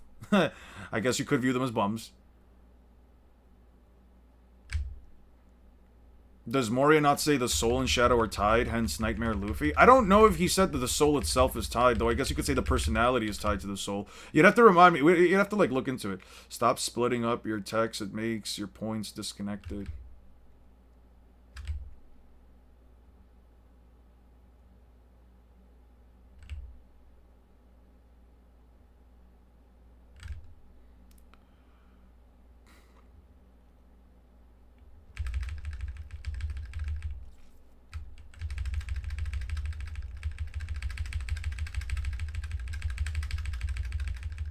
Nobody is asking why Zoro has 3 heads.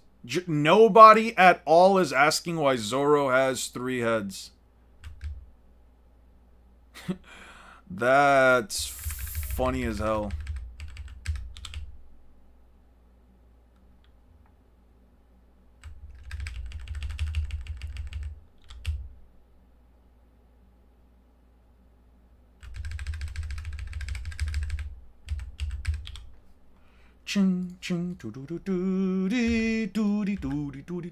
Big Mom's soul manipulation. Big Mom would scare the fuck out of Mahito, and he would therefore run away like a little bitch. Big Mom would literally scare the bejesus out of Mahito. There's no way.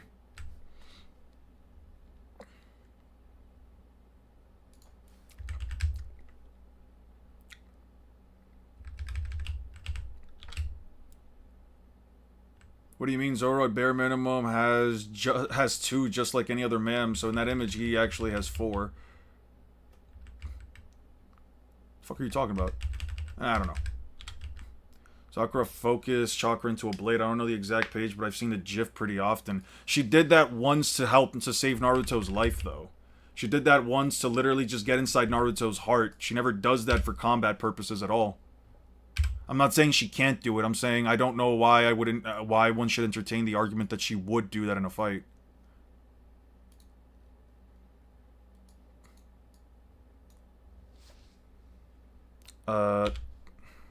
When he previously needed his whole crew to stop one, but I don't think it's necessary. Pacifista when. Oh, I got the wrong fucking image. I have to fix that. Into too much detail.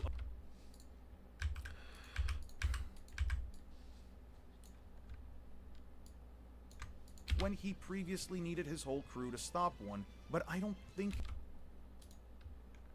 Let's make it big again.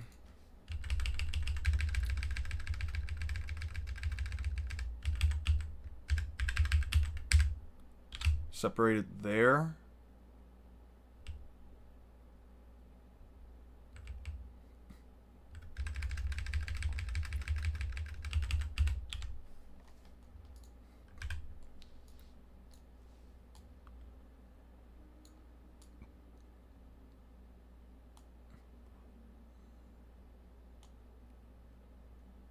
Okay, we'll leave it there.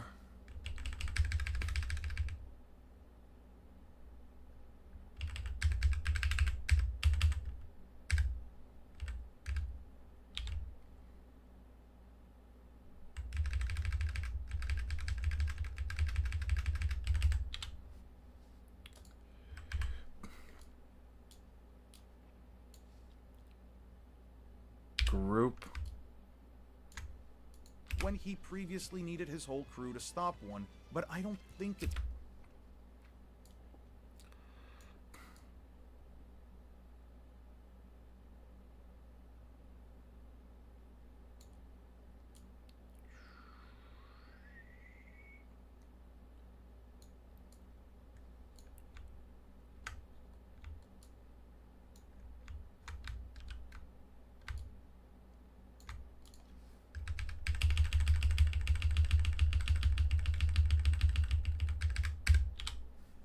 go.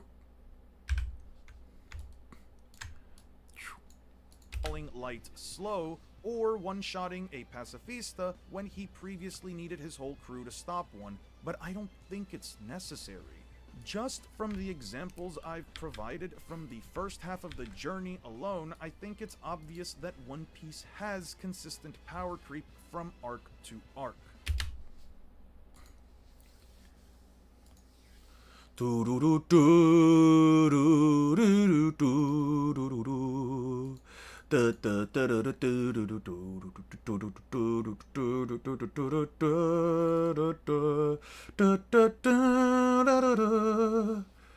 her hand probably the chakra scalpel? If it's a different scene I'm talking about, I'll try to see it's not a movie thing because his actual blade design is very different.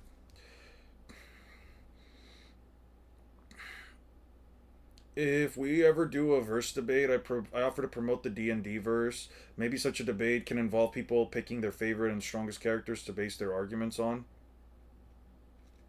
Opinions on energy drinks? I don't really do energy drinks. I used to take 5-hour energies in college and they gave me a panic attack, so I would probably just stay the fuck away from them. Caffeine is something that I don't particularly take in at all either. I'm kind of clean on that end, so I don't know. I'm like the last person you should probably ask on that. I would say like, I don't know, man. I would say if you're ever gonna drink, if you're ever gonna have to like choose something like to give you energy, probably just do coffee instead of an energy drink. I don't personally drink either, but you know, I would say coffee would probably be to an extent healthier.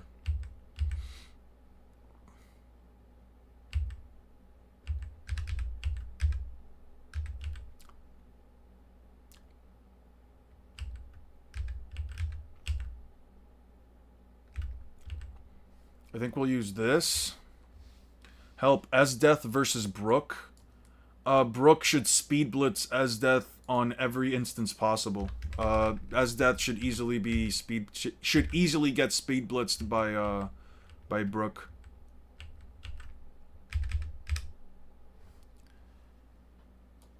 I have an idea. Here, I'm gonna do something kind of cool. Coffee tastes like ass, though. You can make it sweet. You know that, right? Like, you don't have to drink coffee raw. I personally like to do, like, let's say, water or teas, but, like, when it comes to, like, coffee and stuff like that, I don't know, man. I'm not the guy to talk to. You like really bitter coffee? Bean juice is indeed trash. I agree. Any kind of bean juice is trash, but, I would personally do, like, teas and stuff. As far as, like, drinks, I mostly just do water and iced tea.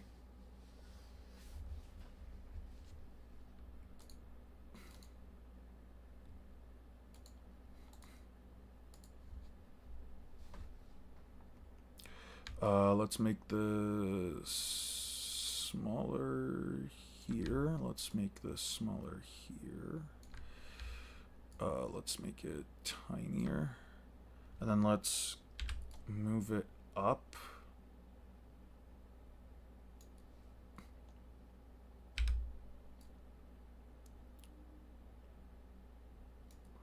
And then we'll do from here to...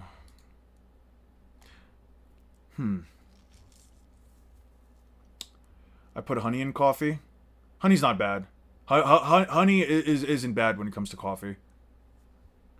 Actually, in general, I would say that, like, honey isn't bad. I don't know. I'm not... I guess since I don't drink coffee, I guess I never really had honey with it. I would say... honey in teas is interesting, because honey adds, like, a little bit of flavor.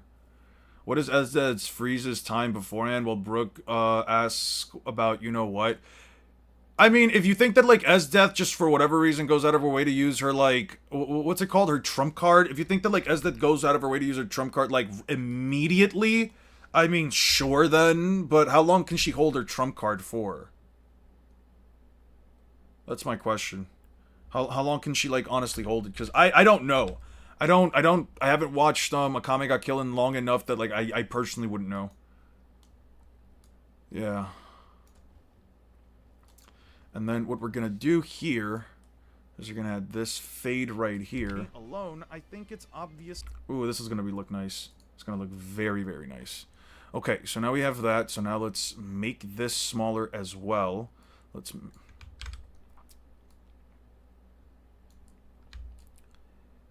Okay, so now we make this smaller. Move this up. And then we switch it back. And then we go back here. And we move it here. There we go. Alone, I think it's obvious that One Piece has consistent power creep from arc to arc. So now let's talk about Kaido. Without going into too much detail about Don. Is Akame got killed good? It's all right. It's all right. I think Akame got killed as far as like the anime goes wasn't like that bad. It definitely has a despicable, it might be a movie, it's like a second GIF that pops up on a Discord after a GIF of Sakura searching Sakura Chakra. So it's from a movie then. The anime was well animated in my opinion. The characters were definitely likable. I don't know what the differences between the anime and manga are necessarily. It's definitely one of those series where, like, there are gonna be enough stakes in the sense that, like, characters will die. I'm just letting you know that right now. I think you might enjoy it. It's pretty self-contained, and it's pretty short story, all things considered. I think it's, like, what, like 2 seasons long? It's either, like, 1 or 2 seasons long, and it's, like, 30 or 50 episodes, something like that. I'd recommend it. I think it was fine. I think it has some interesting abilities within the context of the verse, and I think some characters are clearly more powerful than others, and a lot of it has to do with, like, the weapons that they have. Yeah, if you want to check it out, you should. If you want to check it out, I think you should check it out. As Death is definitely a character that, like, I'm gonna be honest with you, I don't care for her. I don't know if I can, like, really recall that many characters in, like, Akame got killed, especially on the female side, that, like, had me, like, ooh, Awuga, I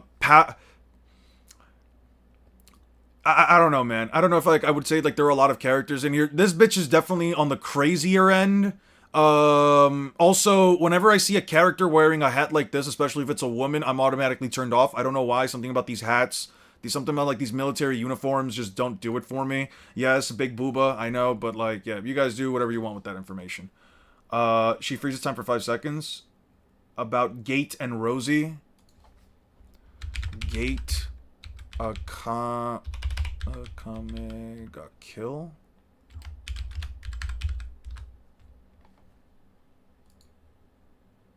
Who's Gate?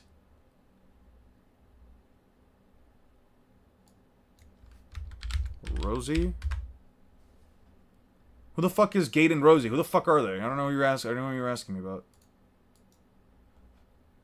Sure, Brooke might win. So it doesn't turn you off if it's a man?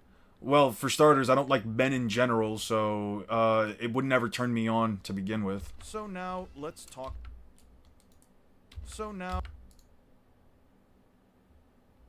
Just from the examples I've provided from the first half of the journey alone, I think it's obvious that One Piece has consistent... An anime called Gate? I don't know, man. If you're asking me my opinion on that, I'm gonna tell you straight up, I don't know what any of that is.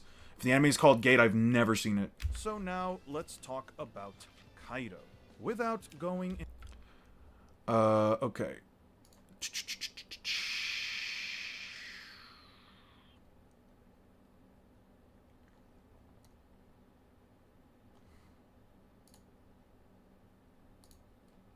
Brooke tanked some attacks from Prometheus and Zeus. Also, if she goes for decapitation, it won't work since Brooke has already gone through that already. Yeah. Steins Gate is one of the peakest animes of all time. I've heard. Video... No, it's in profiles. I need profiles.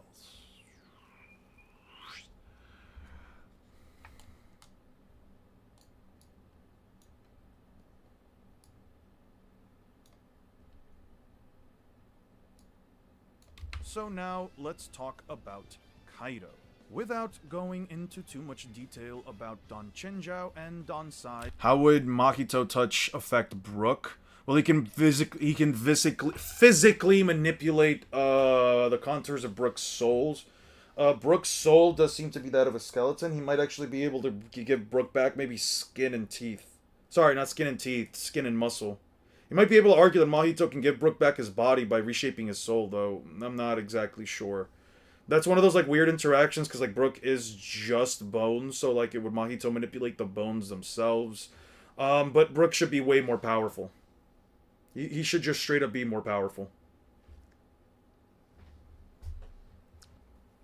You could even argue that, like, Brook might straight up be able to, like, to damage Mahito, since she would be aware of the contours of the soul.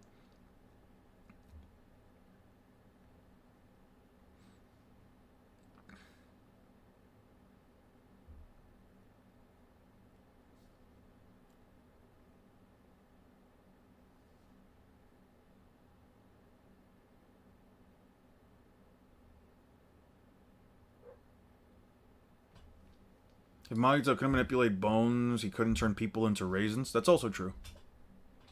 Gate is not that great, really. It's the Japan Defense Force propaganda and the guy who created it that has some wild, ultra-nationalist ideals. That's funny. That's funny. Without going into too much detail about Don Chenjiao and Don Sai being content splitters, since it's blatantly shown to us through feats, statements, and even the narrative, since Bon Clay and Chenjiao... Mahito versus Sugar, Mahito would win that. Well, for one, they can't see each other, but unless you think she has observation hockey. She probably does. If she touches him, though, I think he might be able to... Would Mahito be able to return himself back into a person because of his curse technique? I think Sukuna was holding back on Mahoraga. Do I think Sukuna was holding back against Mahoraga? He didn't really seem all that stressed out. He didn't really do much other than just use the base arsenal that he has. He didn't really create different binding vows besides, like, the one where he lowered the ranged output of his domain expansion. I would say to an extent, maybe. Maybe. I can't give you a definitive yes or no, but I would say at least a maybe, since Sukuna didn't really seem that held back by, like, Mahoraga. He dropped a single domain expansion on him, and he kind of just won. Continent splitters scale far below Dressrosa Luffy and Doflamingo. Don Quixote do Flamingo is at least Doflamingo. Don Quixote do Flamingo is at least implied to be weaker than Cracker, considering he couldn't even hurt Gear 4 Luffy, and yet Cracker not only... Without going into too much detail about Don Chenjiao... Uses Dismantle and Cleave like once, instantly pops Domain plus Fuga. The fight was just 2 chapters long, and it was just Sukuna sliming Mahoraga out instantly, sliming Mahoraga out instantly after realizing its technique. Yeah.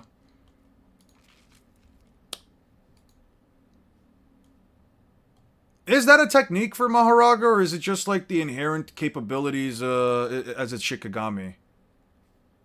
I wonder. One Piece, Dressrosa, Doresroba. I'm so happy I only have a week left of classes before break. Love that for you, man. Hope you enjoy it. Hope you have fun. Rest and relaxation is always nice, especially after a long semester, a long hard-fought semester. You know what I'm saying? You know what I'm saying?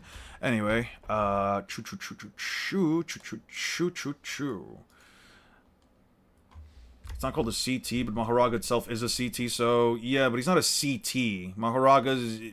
It's like saying that, like, I don't know, Maximum Elephant CT is manipulating water. I mean, the CT itself is just the 10 Shadows, you know what I mean? Don Chenjiao and Don Sai being content splitters, since it's blatantly shown to us through feats, statements, and even the narrative, since Bon Clay and Chenjiao also imply that these characters can manipulate their AoE. We know for a fact that these continent splitters scale far below Dressrosa Luffy and Doflamingo. Don Quixote do Flamingo.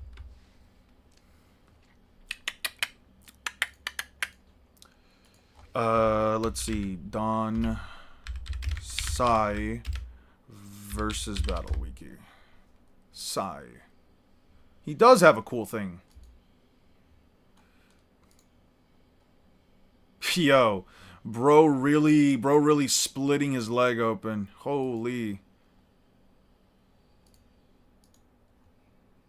Bro looks like he's balding. Don Chinjo. Chinjo.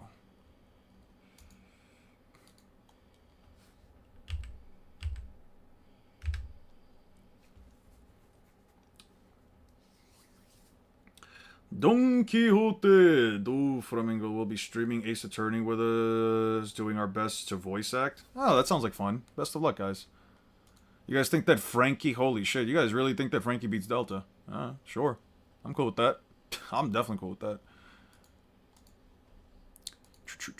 True. Because every warlord represents animals, can you put animals itself in the edits?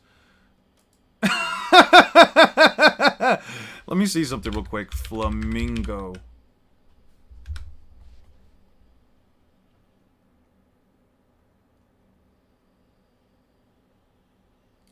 Damn. There is no, This one's a cool one.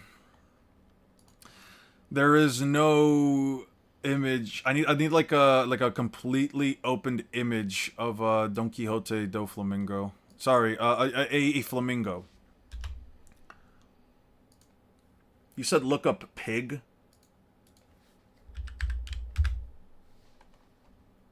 Pig from back at the barnyard? Why the fuck is he in Versus Battle Wiki? Dear Pig, aren't you interrupting the story at the most suspenseful part? Well, the answer is yes, Sally. Yes, I am. Keep those cards and letters coming. Is a main character in the 2006 Nickelodeon movie Barnyard and its televised spin-off Back at the Barnyard. He's one of Otis's best friends. Pig is a very well-mannered and serves as the voice of reason in the group, but his intelligence leaves a lot to be desired. He's an avid lover of food and rolling around in mud. How strong is Pig? He has superhuman characteristics. He can manipulate the plot. Alright. Bro just straight up has plot manipulation. Bro is wall level, can hurt others, can hurt Otis, squished a group of coyotes that were stronger than Otis. Subsonic, can keep up with Otis, cleared a giant 5-foot stack of broccoli on a plate in about 20 seconds, can dig a pit 10 feet deep in about 5 seconds, sure. No, Pig, real world, alright.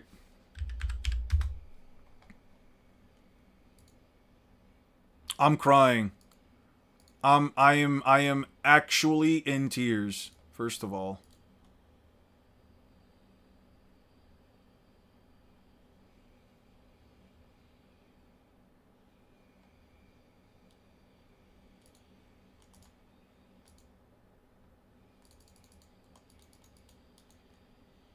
What's the point of me clicking on this shit if it's not hiding it?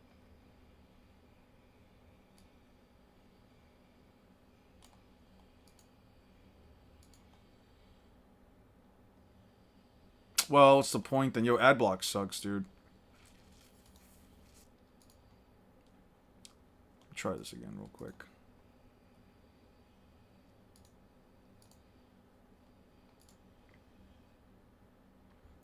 When you scale Neil from Rowley's Crack House, I'm not doing that. Search up Croc versus Doflamingo. Go to images and you should see an actual Croc fighting a flamingo. Alright. I'll check it out in a second. Peak human physical characteristics, enhanced senses, athlete level attack potency, below average human, athletic human super speed if it's feral. Alright. Crocodile versus a flamingo.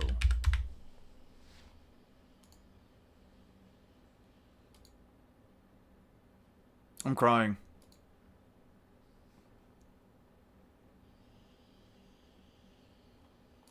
That's funny. Flamingo. And then I need a transparent background.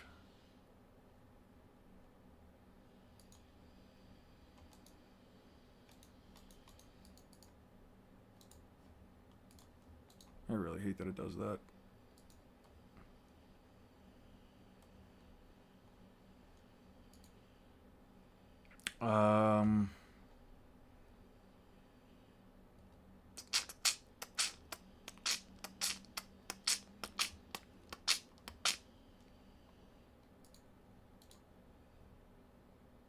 Open image.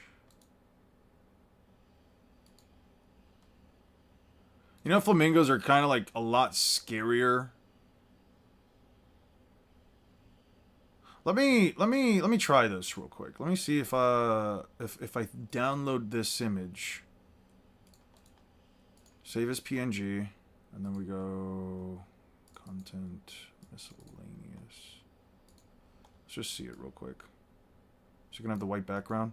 No, it doesn't. But it does have the, yeah, it does have the, that blows.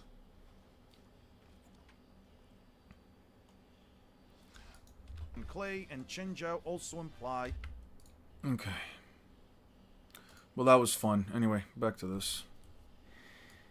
Arabasta. Arabesque.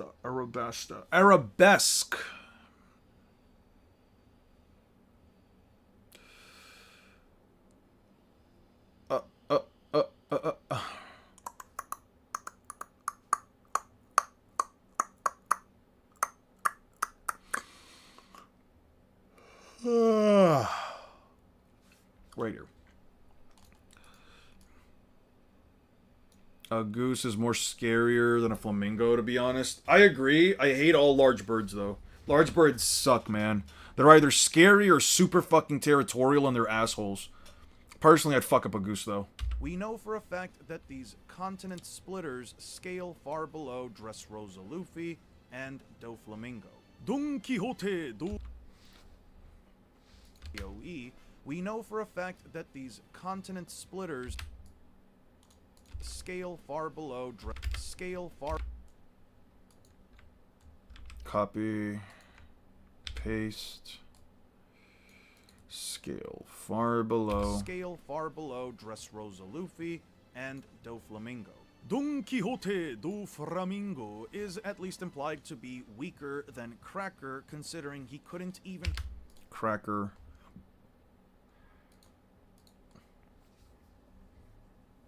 Look up a cassowary. I think I've seen them. Cassowary. Oh, these guys are mega assholes. These guys are mega ultra assholes. Yeah, no, cassowaries suck, dude. Cassowaries suck. Cracker. Sharato Kraka. Kraka Jack. Kuraka Jack.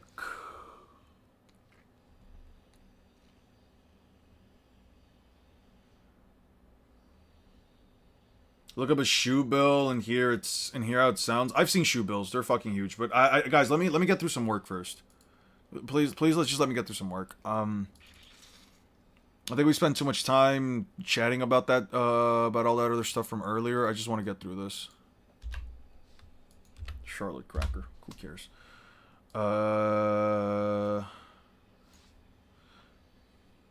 Scale far below Dressrosa Luffy and Doflamingo. Don Quixote do Flamingo is... How do I do this?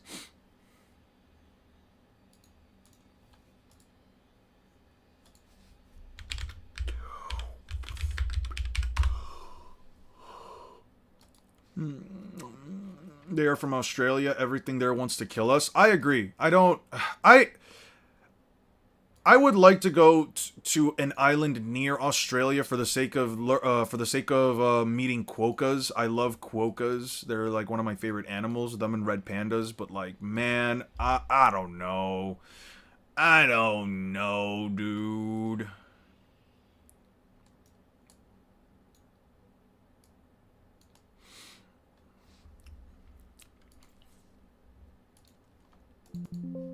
Nah, fuck off. Okay.